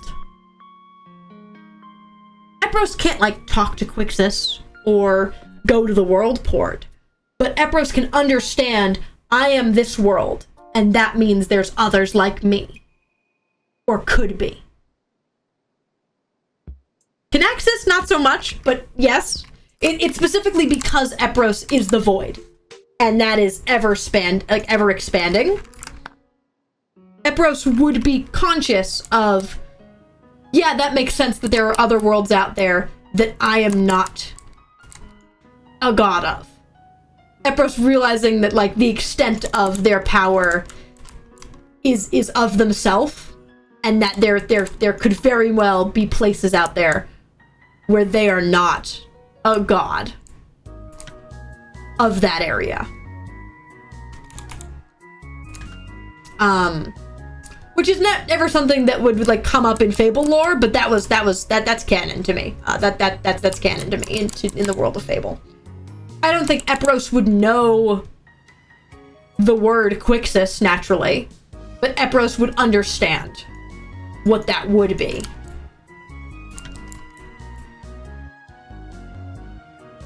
So yeah, sometimes you gotta be like, if you're an entity with, like, coral where you're connected to, it stops being your body. Yeah. Like, you know where your edges are. Like, yes, it's an endless void, but there's like that's like getting into, like, the fourth dimension and, like, that kind of stuff and that kind of, like, existentialism. But Canaxis keeps getting nerfed. Canaxis is different because they're energy, not like the physical void. And, like, the lava has, it's not exactly the same as Epros. And that's the difference. But yeah, that's a fun little tidbit that I have that I forgot to talk about in, like, the Quixis tell-all. But no, like, Quixis would not appear in the Akashic records, as you know. Quixis would not appear in the Akashic records because Quixis is not what the Akashic records is monitoring. Things that glitch in from other worlds are not going to be in the library of everything of that world. The Akashic records is a library of Fable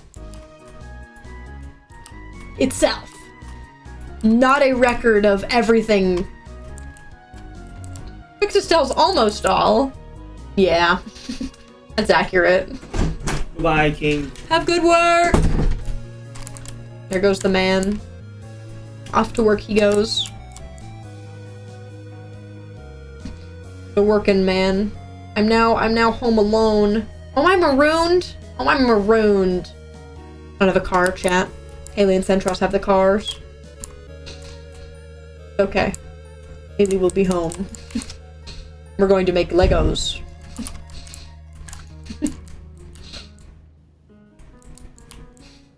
Working boy. Real. Okay. We are getting there on the statue, chat. There are many nooks and crannies of this poor guy, and I am doing my best. It's just a little bit harder, though, to get in said nooks and crannies. If I can get a lot of it, like, the top-down stuff, then I don't need to worry about the top-down stuff specifically. Boom. Do you guys have other questions, like, sherbverse wise? Because I'm kind of just talking about it right now. Do you guys have other things? I can't promise that I can give you an answer, but like... I finally went and answered some of the questions in Sherbverse Q&A, finally. I've meant to do that forever ago. But if you guys don't know, I have a channel in my Discord where you guys can drop questions. I make no promises that I will be allowed to answer them, but I try my best to answer the ones that I can. Because you guys know stuff now. I want to know why you're cosplaying as Sherbert during one of the Fable Among Us. That's getting into, like, Rena. Because, like, the Sherbert you see in the webcam... Oh, what can I say about Rena? The Sherbert you see in the webcam isn't the same as the one in the actions. Does that make sense?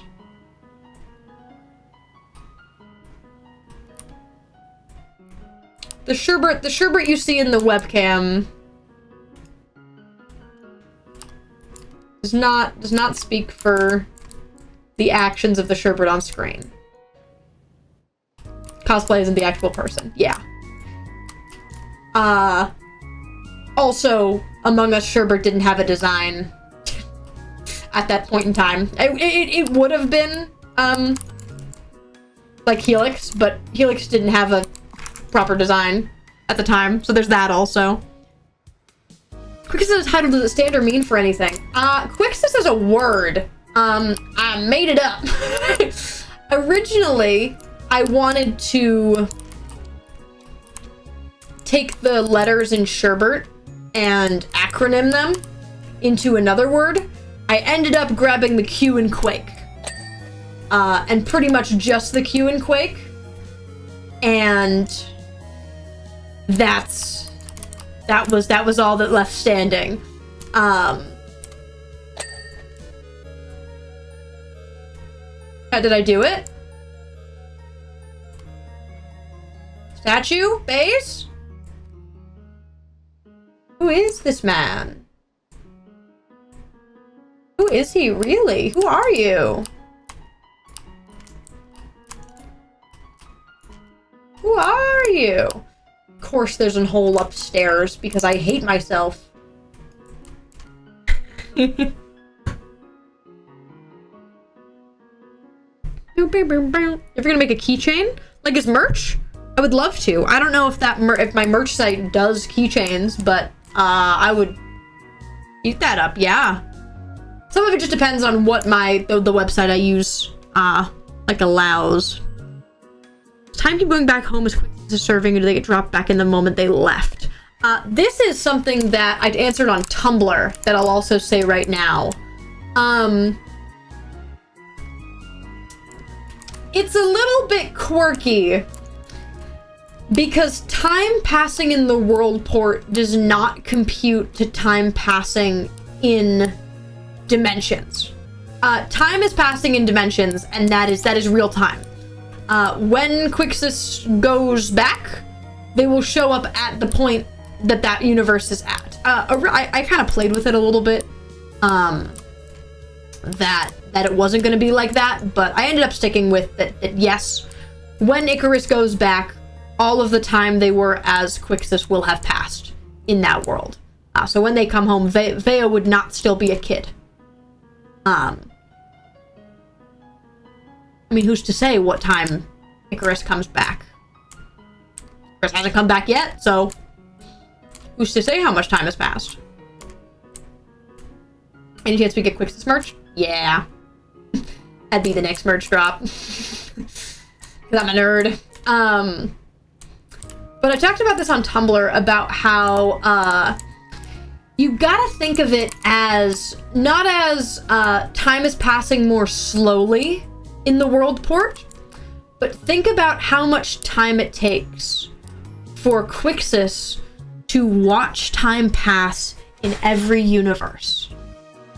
So for every second that passes in the real world, Quixus is watching that second, but then also has to watch that second in this universe, and this universe, and this universe, and this universe.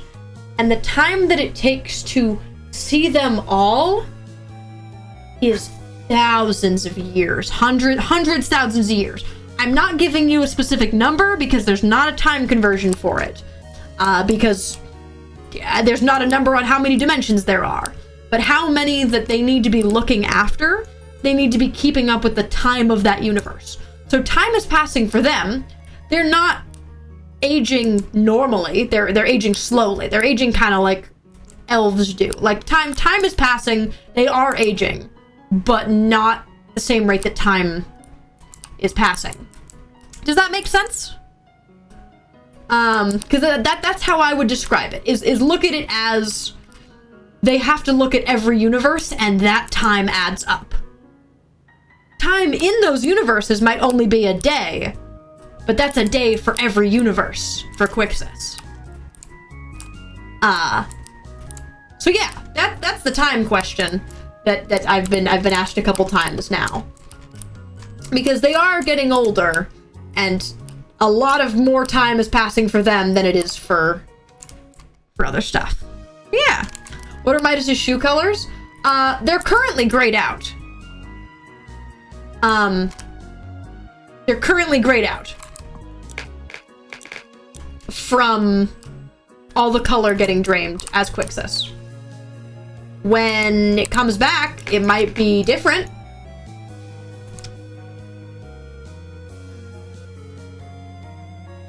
When Midas starts getting color back, it might be different. Come on. I know that's where the dirt is. I know that's where the dirt is. I can see it, but I can't get it. Oh.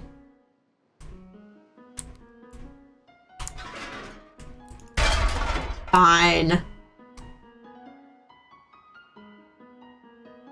Does Ripley feel about not having Converse anymore? I mean, they would still have it if they had legs. I also do kind of feel like that Ripley does still have legs. Boom. Alright. I'm gonna finish this pillar chat, and that'll be the last thing. Will Icarus's coat eventually get all rainbowy too? It'll get white first. The rainbow isn't a good sign. The rainbow is because dimensions are bleeding, basically. But it's gonna get yellowy gray and eventually get to white. And if they stay there long enough, it might get rainbowy. Oh. Yeah. Pretty colors, though. Pretty colors, though. And that's why if you look at Icarix's design, it's white and yellow. It's not rainbow because well, everything's not in chaos right now. Worldport rainbow is dangerous. I'll also say this really quick. I'll talk about Kaleidoscope for a second. I think Kaleidoscope is cute. I think it's very cute. Little rainbow guys. Physically impossible. Like, unbelievably physically impossible. Midas cannot physically go to any universe. Icarus cannot physically go to any universe. When you are Quixis, you are in the world port. You are stuck there. You cannot go anywhere. You can look through stuff. You can control stuff. You can't physically go there. That's just a truth.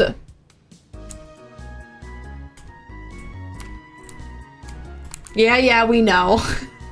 That's my thing. I think they're very cute together. I think it's also so unbelievably impossible of them. Like, it's so impossible.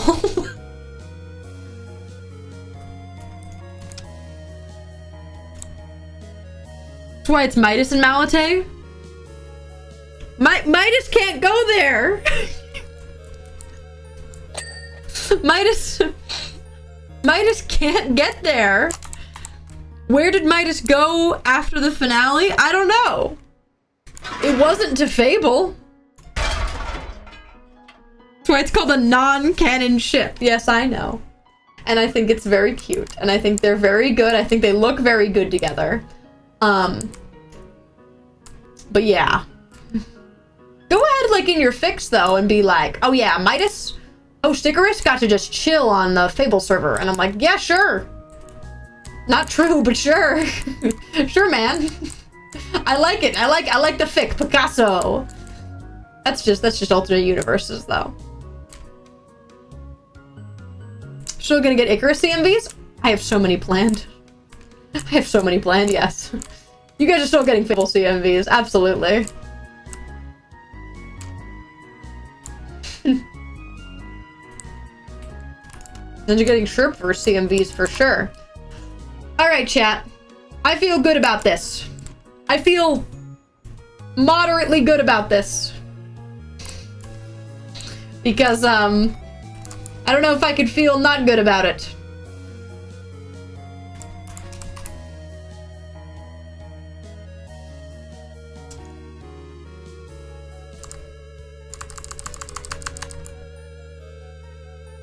One sec, chat. Nice. Had to do something really quick. Okay, but this feels good.